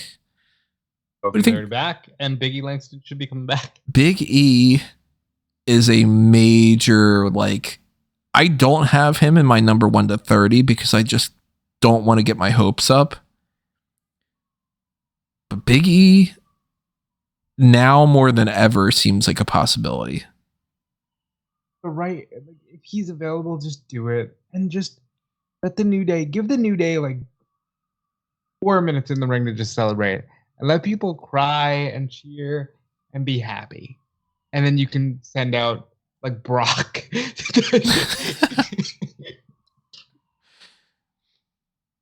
No, but let him be happy. I think that'd be great. My buddy Nick sent me I don't know who created it, so I can't give credit to it offhand. If I can find it, I'll give you credit. But somebody had created like a WWE 2K23 thing where it's like Brock in the Royal Rumble and he's in the corner and it's like Kofi, Big E, and all of the and like yeah, it's like and they all just run up to him and start like quadruple teaming in against him or something. Yeah, I love that. That's the thing.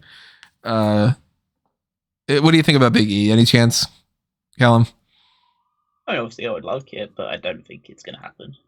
Yeah, I'm not getting my hopes up, but I would like to see it. Oh, another total outsider that I forgot to mention. Yay or nay on Andrade? Oh yeah. Why the fuck I'm going yay. Yeah, Nah, I mean, yeah, the likelihood is he's re-signed, so yeah, why wouldn't you do it now? Yeah. Rey Mysterio injury return. Yep. Eliminate Santos. Kind of what I'm thinking. Yeah, I could say so. It seemed like this fits his injury timetable. What about Sheamus? I want to. It's such an unknown with him because we don't even know what really the injury is. I think he's going to NXT, and I think he's fighting Dragunov at Stand and Deliver. I'm full blown. It's a triple threat. Mello, Trick, and that's never gonna fucking get old for me. Dragunov and Trick Mello gang. Sheamus could be in a tag title match or something like that, though. Maybe, I don't know. But I'm gonna put Sheamus in my number 1 to 30. Currently, I haven't met my number 10. I'm not sure. I don't think so. Who else we have that's injured? Or at least not injured, but I don't know what's happening with him. Dexter Lumis has been gone for a long time. I don't think he'll be in this match. He's still employed. Sorry, hold on. That's not we're fucked up. But I thought I just like the motherfucker gets more time on Tacoma FD than he does on WTV. Like nobody's thinking about Dexter Lumis right now. I don't think there's any other ones that I can come up with. Maybe I'm forgetting about some obvious ones or something like that, though. But as far as like other surprise kind of things and stuff, anybody else you guys can come up with?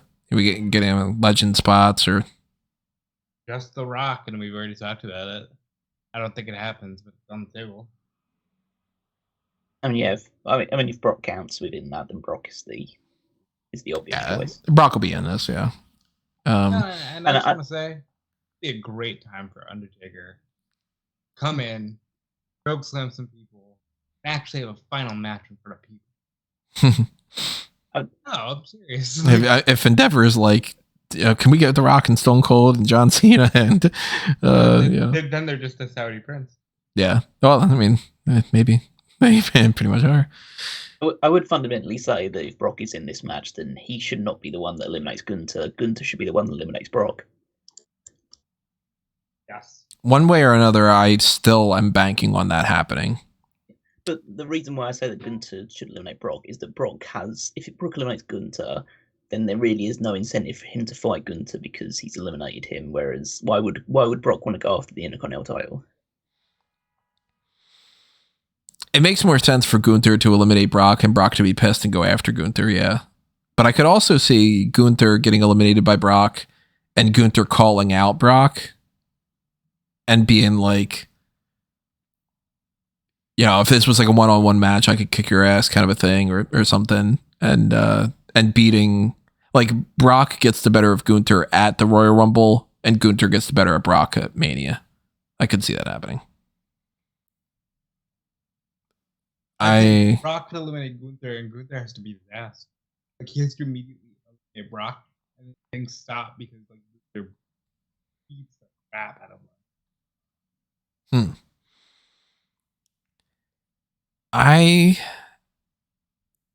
I don't think that. Well, let's go into these kind of things too. We already talked about shortest time. Who's going to be the Iron Man? I put Cody for my one. That's who I have too. I think he's coming out either number 1 or number 2. I think he should, because I think his entrance warrants it, but I also think he's winning, and I don't want to see. He comes in at like number 3. See, I don't think Cody's winning, so that's all the more reason why I think he's going to pop up number 1 or number 2, get his full-blown entrance, have people think that he's going to go the distance, and come up short. I can't say for certain which one. I don't know exactly where he would come out in. I just think that he's going to be one of the one that's there the longest. So pretty early. There's a lot of people that could get, like, if they don't want to necessarily book this as, like, you know, Cody goes the distance or, you know, some kind of story like that. There's a lot of people that could be there pretty early that could last to the end. Like Finn Balor could end up just being in the first 5 and last until close to the final 4. Or spot where he's not winning and he was never considered to, but he does. It could be like that. It could be like Drew McIntyre is early and lasts a while. It could be a guy like a Chad Gable that they want to give like a run to, or Carmelo, or, you know, maybe Sami Zayn, for instance, could like be. I think he's going to be in it. Yeah. The more that I think more about the card of Mania, the more that I think that maybe if it's not Cody and Drew, just because they're doing Rock and Roman, I think that we're going to get Sammy versus Drew.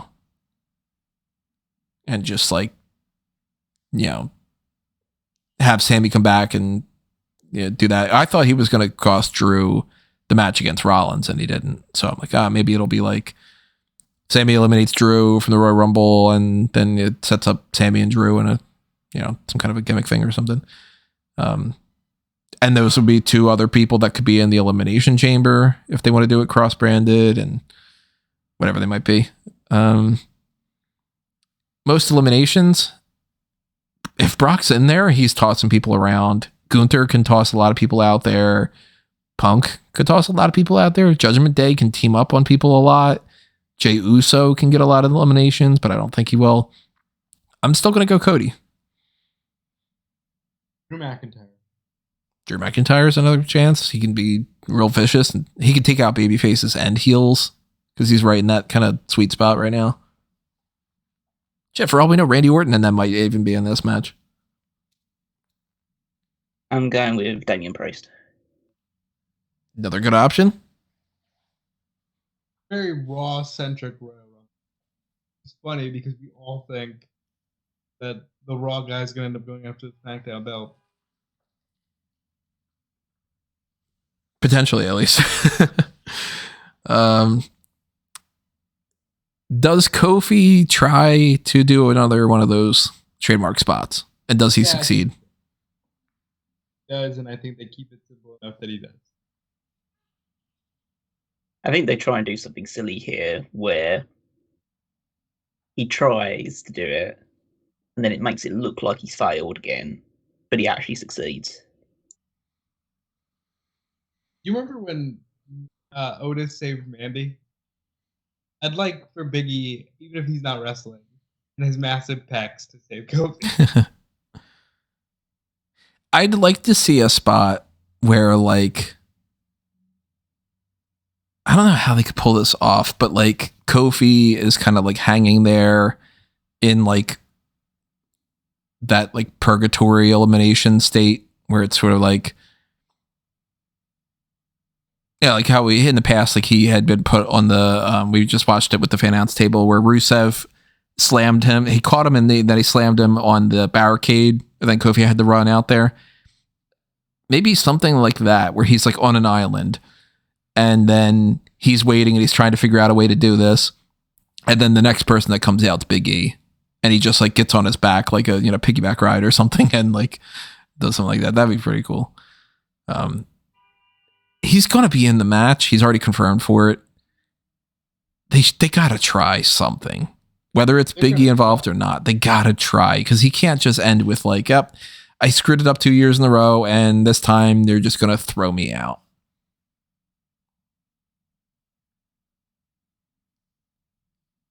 And I hope that he beats Kane's record, by the way. He's not that far off from it. He's like next year.